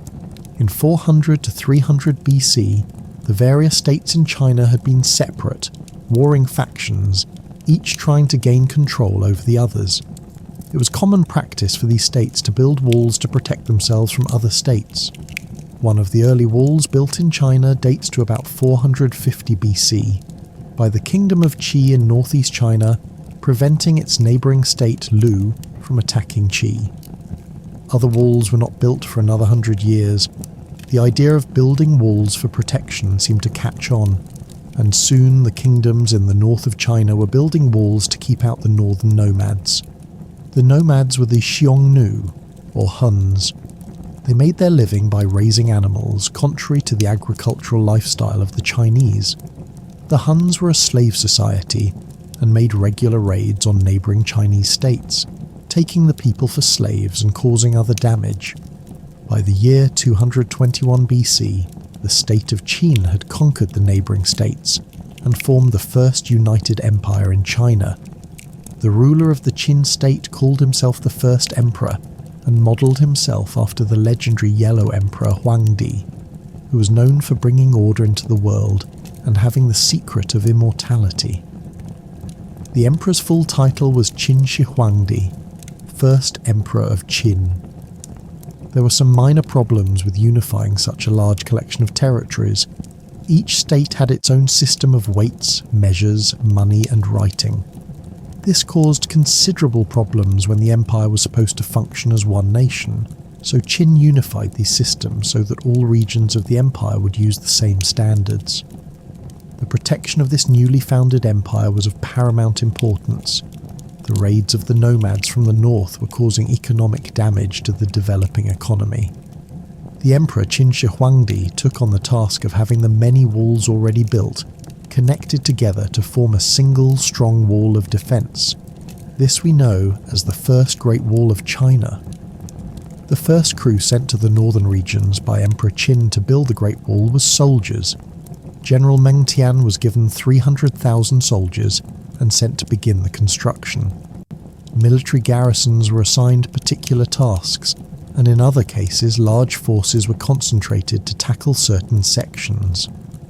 Another way people were sent to work on the wall was through a kind of corvée system, where each citizen owed the emperor 1 year of his life for building or defending the wall. Approximately 500,000 peasants spent their time in this way. However, the regime could always find excuses to add more time to one's service. Emperor Qin was notably a harsh ruler. He believed that the only way to establish peace within the empire was through strict rule and adherence to the demands of the emperor. The criminal justice system dictated harsh punishments for criminals. Under the law of Qin, many crimes were punishable by a period of time serving hard labour working on the wall. The law said that a person had to be at least 1.38 metres tall to be given a servitude penalty, so shorter convicts were put in jail until they grew tall enough to be put to work on the wall. This leads to the question of child labour. Supposedly, no one under the age of 15 could be sent to work on the wall. However, there are records indicating that children as young as 7 and 8 were actually working. As is frequently the case in this kind of situation, money could buy one out of this time of serving on the wall construction. One could buy off a corvée, or even pay for a crime with money, or buy a servant to serve the required time on the wall. Therefore, it was the poor people who, in fact, worked and died along the Great Wall. The basic materials used in the construction of the wall in Qin times included earth, stone, timber, and tiles. Materials were always gathered locally, so various sections of the wall reflect what was available in the surrounding area. In the high mountains, stones were quarried from the land. In areas of flat, loess soil, a special kind of soil blown in from the Gobi Desert and carried by the Yellow River, the soil was used to create tamped earth layers. In the Gobi Desert area, alternating layers of sand, pebbles, tamarisk twigs, a small shrub, and reeds were used. In the northeast near Liaodong, boards of oak, pine, and China fir trees were used.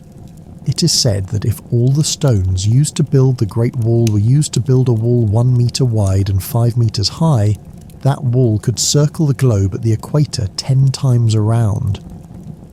There are 3 major areas of discussion about how the Great Wall was built: transportation, technique, and design. Transportation of materials was a great project in itself. The tightly structured regime of the first emperor guaranteed that hundreds of thousands of people were available to carry on the necessary tasks. People were the main source of transportation. They carried supplies on their backs or with carrying poles over their shoulders. They also passed materials hand to hand in a long line up steep slopes or along the top of a completed section. Simple tools were used when possible. These included handcarts, wooden rods, levers and windlasses. Ropes were slung over deep ravines and valleys to send baskets full of materials to the other side. It seems that not many animals were used for transportation during the Qin dynasty. but evidence of the use of goats and donkeys surfaces in the Han Dynasty, 206 BC to 220 AD records. The technique used in the actual construction of the wall in some areas is similar to that used in the building of mudhouse walls. There were 2 stone walls built, and the space between these walls was filled with earth and pebbles. The traditional technique of tamped earth with the loess soil was used in the areas where this soil was abundant. Posts or boards, sometimes bamboo poles, were used to create 2 walls with a space between. The loess soil was deposited in this space, then pounded by hand. Each layer of pounded or rammed earth was 7 to 10 centimetres thick and as hard as stone. The wall winds and twists over the land.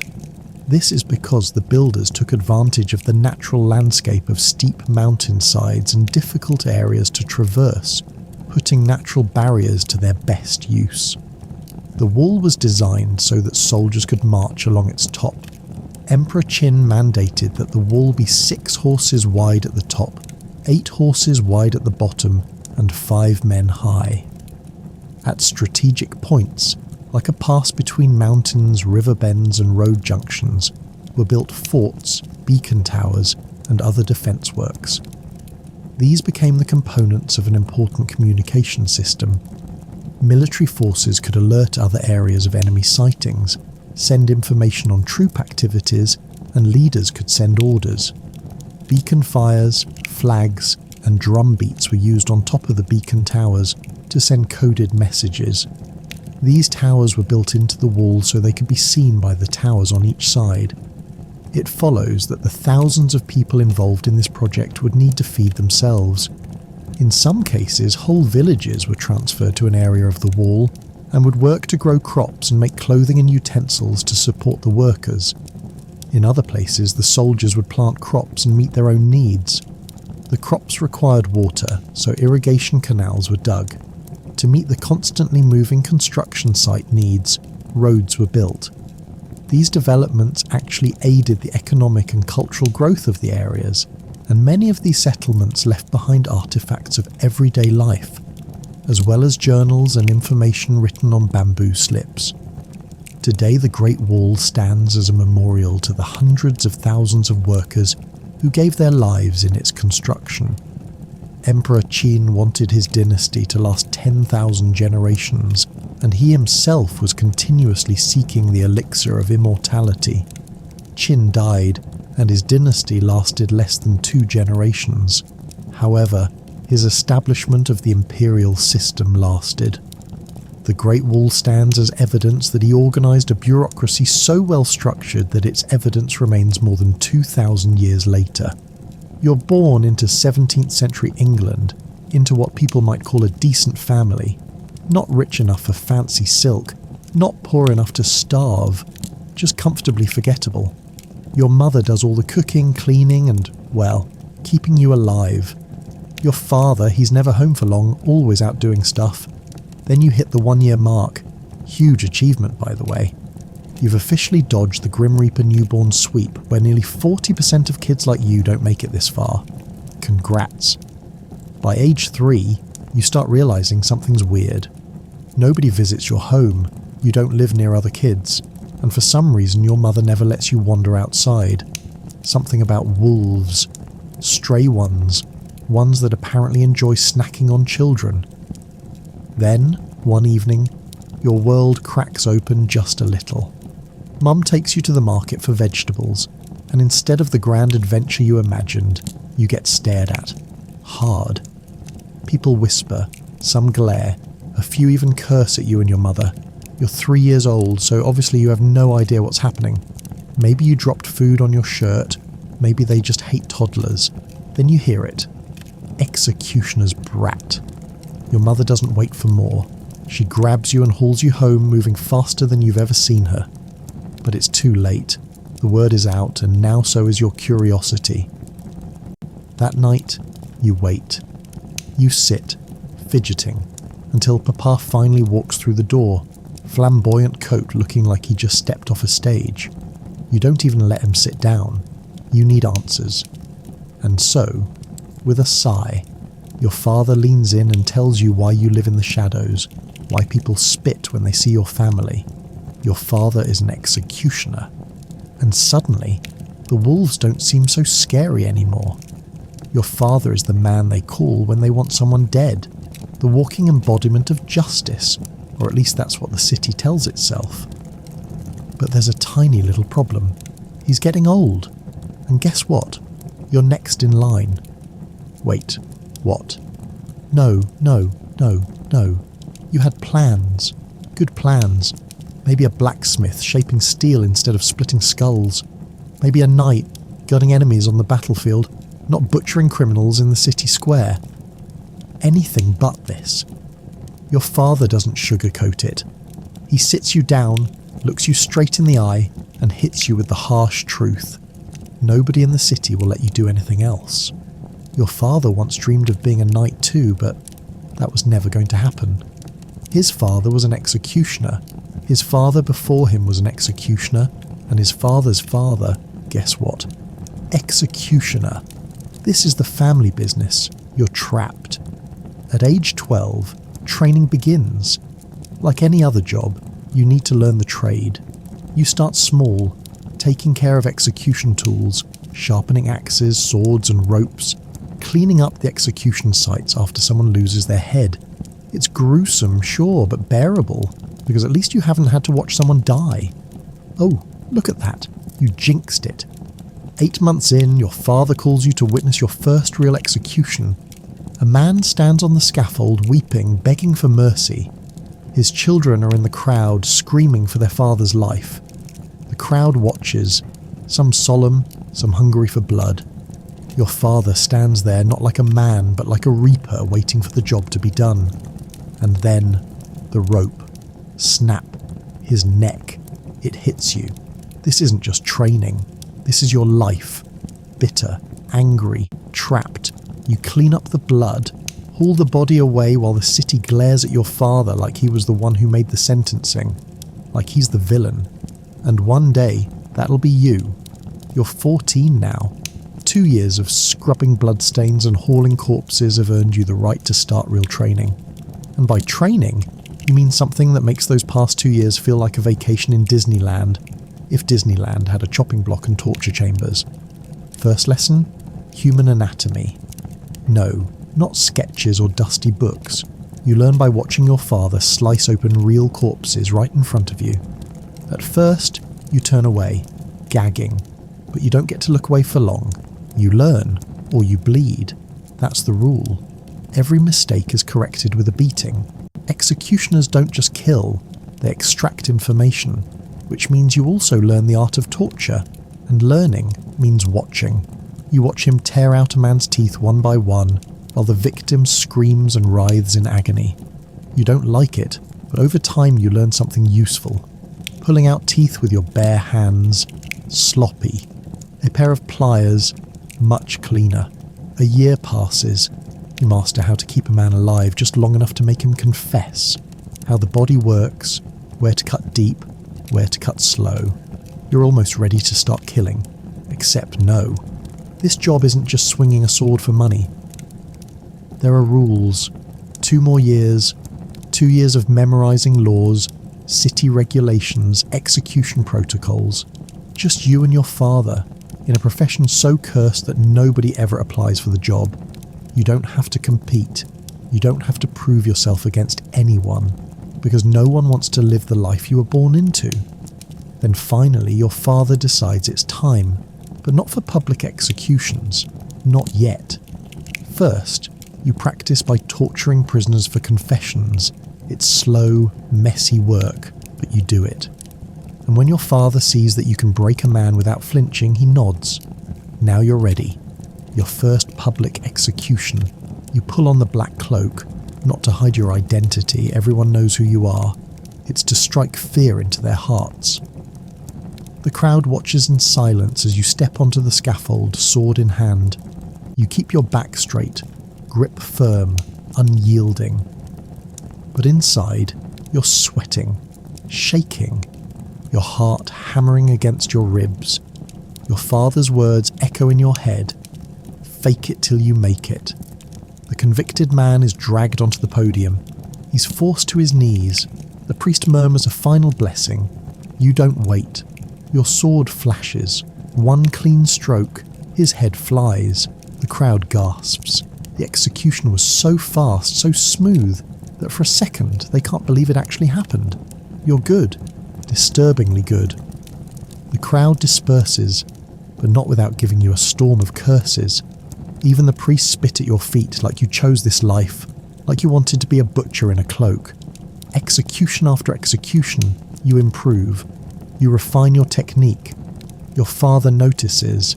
Even he can't deny your talent. Soon, he retires. The title is yours now. The city's official executioner. Time to enjoy everything your father did. Being an executioner isn't just about swinging a blade and spilling blood. It comes with privileges. You're paid well, not just for killing, but for keeping the market streets sane. You're also allowed to take whatever you want from the dead: clothes, jewellery, boots. Your wardrobe is built on corpses, and this makes people hate you even more. Imagine this. Elizabeth, whose father you beheaded yesterday, sees you parading through the market in his favourite coat. How do you think she feels? That's right. She wants to kill you, but she won't, because you're untouchable. The church refuses to let you in unless it's a special mass. That's rare. They say you're unclean, an unnecessary evil, and yet you're expected to marry. So you leave your father's home, buy a house on the city outskirts, and find someone as hated as you, a whore. She's beautiful. She understands you. She has no family, no one to judge her for choosing the city's butcher. Your wedding is as empty as your childhood dreams. No priests, no guests, just you, your parents, and one aunt, who probably came for the free meal. But at least you're happy. And for an executioner, happiness is a rarity. 1,000 deaths later, the years roll by. You become famous. Your name reaches neighbouring cities. 1,000 executions under your belt, and you are now a legend of death, feared more than any of your ancestors. But this isn't a statistic you take pride in. It haunts you every night. Their faces flood your dreams. Their screams crawl inside your ears and refuse to leave. The weight of their deaths crushes your chest. But life has one mercy left to give you. Your wife gives birth to a son and a daughter. For the first time you know true joy. You love them fiercely, protecting them, giving them a good life. That's all that matters now. But something is wrong. You feel it in your bones, your muscles. The stance that once made you a pillar of fear is now hard to hold. Your hands shake. It's only a matter of time before you make a mistake, and in this job, a mistake is death. The cycle continues. There's only one choice left. You hate it, but you know what must be done. You take your son aside and begin to train him, just as your father trained you.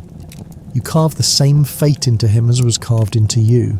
He hates it just like you did, but this is the only way. If he is to survive, he must be better than you. Because in this life, you don't live by mercy. You live by the blade.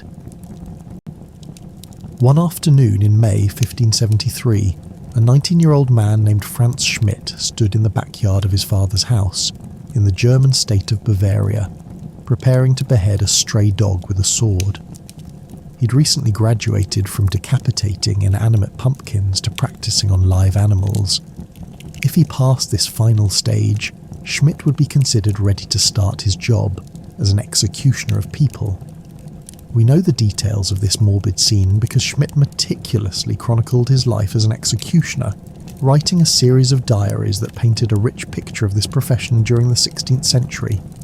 His words provided a rare glimpse of the humanity behind the violence, revealing a man who took his work seriously and often felt empathy for his victims. But what's more, Schmidt wasn't necessarily all that unusual. Historical anecdotes reveal that the prevailing stereotype of the hooded, blood-spattered, brutish executioner falls far short of the truth. So then, What was it like to do this work hundreds of years ago in Europe? And how did executioner become a legitimate job title in the first place? What's common to all countries in Europe at the time is that they're all trying to have better criminal law enforcement, said Joel Harrington, a historian at Vanderbilt University in Tennessee, and the author of The Faithful Executioner, Life and Death, Honour and Shame in the Turbulent 16th Century, Picador 2013, a book about Schmidt's life. The problem was that things were a little like the American Wild West, in that most criminals got away, Harrington told Live Science. So when they did catch them, they really liked to make a good example and have a public spectacle. Hence the need for public executioners to carry out that work. But people weren't exactly lining up for the job of hanging, beheading or burning criminals at the stake. Most people understandably saw this as undesirable work. In fact, those who ultimately became executioners didn't choose the job for themselves. Instead, it was bestowed upon them. In some cases, butchers were roped in to become executioners, or convicts were offered the job as an alternative to their own deaths. But typically, executioners came into the jobs through family ties. Most in the profession were men whose fathers had been executioners before them, Harrington explained. Even the diarist Schmidt was descended from an executioner. His father had unwillingly received the job when randomly ordained by a prince as a royal executioner. Over time, this passing of the baton from father to son created what Harrington called long-standing execution dynasties that spread across Europe during the Middle Ages. But the existence of those dynasties also reveals the poor image executioners had at the time. People were trapped in this family cycle of employment because in reality, they had few other opportunities to work, according to Harrington. People whose professions revolved around death were people that the rest of society did not want to associate with. So executioners were typically consigned to the fringes of society, and even forced to literally live at the edge of town. People wouldn't have invited executioners into their homes. Many executioners were not allowed to go into churches. Marriage has to be done at the executioner's home, Harrington said. Some schools would not even take the children of executioners. This social isolation meant that executioners were left to consort with others, forced to occupy society's underworld, undesirables such as prostitutes, lepers, and criminals. That only boosted public suspicion of executioners and their families. Executioners, therefore, were a conundrum, crucial for maintaining law and order, yet shunned because of their unsavoury work. Attitudes toward professional executioners were highly ambiguous. They were considered both necessary and impure at the same time, said Hannele Clemetilla McHale, an adjunct professor of cultural history at the University of Turku in Finland, who has studied representations of executioners. Yet there were some professional perks to this morbid work. Executioners benefited from something called havage, a kind of tax that gave them the right to take a portion of food and drink from market vendors for free, said Clemetilla McHale. What's more, the authorities usually gave the executioner free lodging and released him from tolls and taxes, she told Live Science. These small allowances were intended to compensate for executioners' social isolation, and to compel them to stay in the job, but at odds with their lowly societal position was the professionalism that executioners were expected to show in their work. While the business of execution may seem like it would require little more than brute strength and barbarity, in reality, executioners needed a relatively high degree of expertise to do the job smoothly, said Clemetilla McHale. The office holder was expected to be successful at every execution. If he failed, he was accused not only of incompetence but also of cruelty, she said.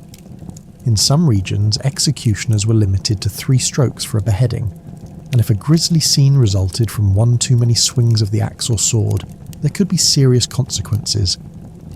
Sometimes, an unsuccessful executioner was attacked by the furious spectators, and if he survived, the authorities punished him by withholding his fee or with imprisonment or dismissal, Clemetilla McHale explained. There was clearly a powerful incentive to execute as cleanly as possible, and that meant having a relatively good understanding of the human body. Contrary to popular opinion, executioners weren't uneducated. In fact, those in the profession had uncommonly high literacy rates for members of their social class, along with fundamental knowledge of human anatomy, Harrington said. This led to a surprising irony of the job. Some executioners could double up as doctors. This created an interesting societal paradox. People who didn't want anything to do with an executioner socially would come to his house and ask to be healed, Harrington said. We know, for instance, that Schmidt had many more patients he healed than people he executed, Harrington added. In fact, Schmidt wrote that doctoring would have been his chosen career had he not been forced into execution. Clearly, executioners from olden times were more than just blood-spattered brutes. Instead, the history books paint a picture of regular people forced into a job that nobody else would do, and in a time when execution was deemed essential for keeping the peace. Forget that image of the hood and them being anonymous and sadistic, Harrington said. They would have seen themselves as law enforcement officials. There's a final twist in the story of Schmidt. Over the course of his career, he had gained an unusual degree of respect due to his notable professionalism, which led to his appointment as the official executioner of the town of Bamberg, Bavaria. That earned Schmidt a generous salary and allowed him to live a very comfortable life with his family in a large home. However, he was still stigmatized because of his work, a fate he did not want to pass on to his children. So as a retired 70-year-old, Schmidt made it his mission to restore his family name. He appealed to Bavaria's authorities to release the Schmidt sons from their father's tormented legacy, and his bold bid was a success. His children were ultimately freed from a life at the executioner's block and given the right to pursue their own careers, as Schmidt had always wished to do. A happy ending to the executioner's tale.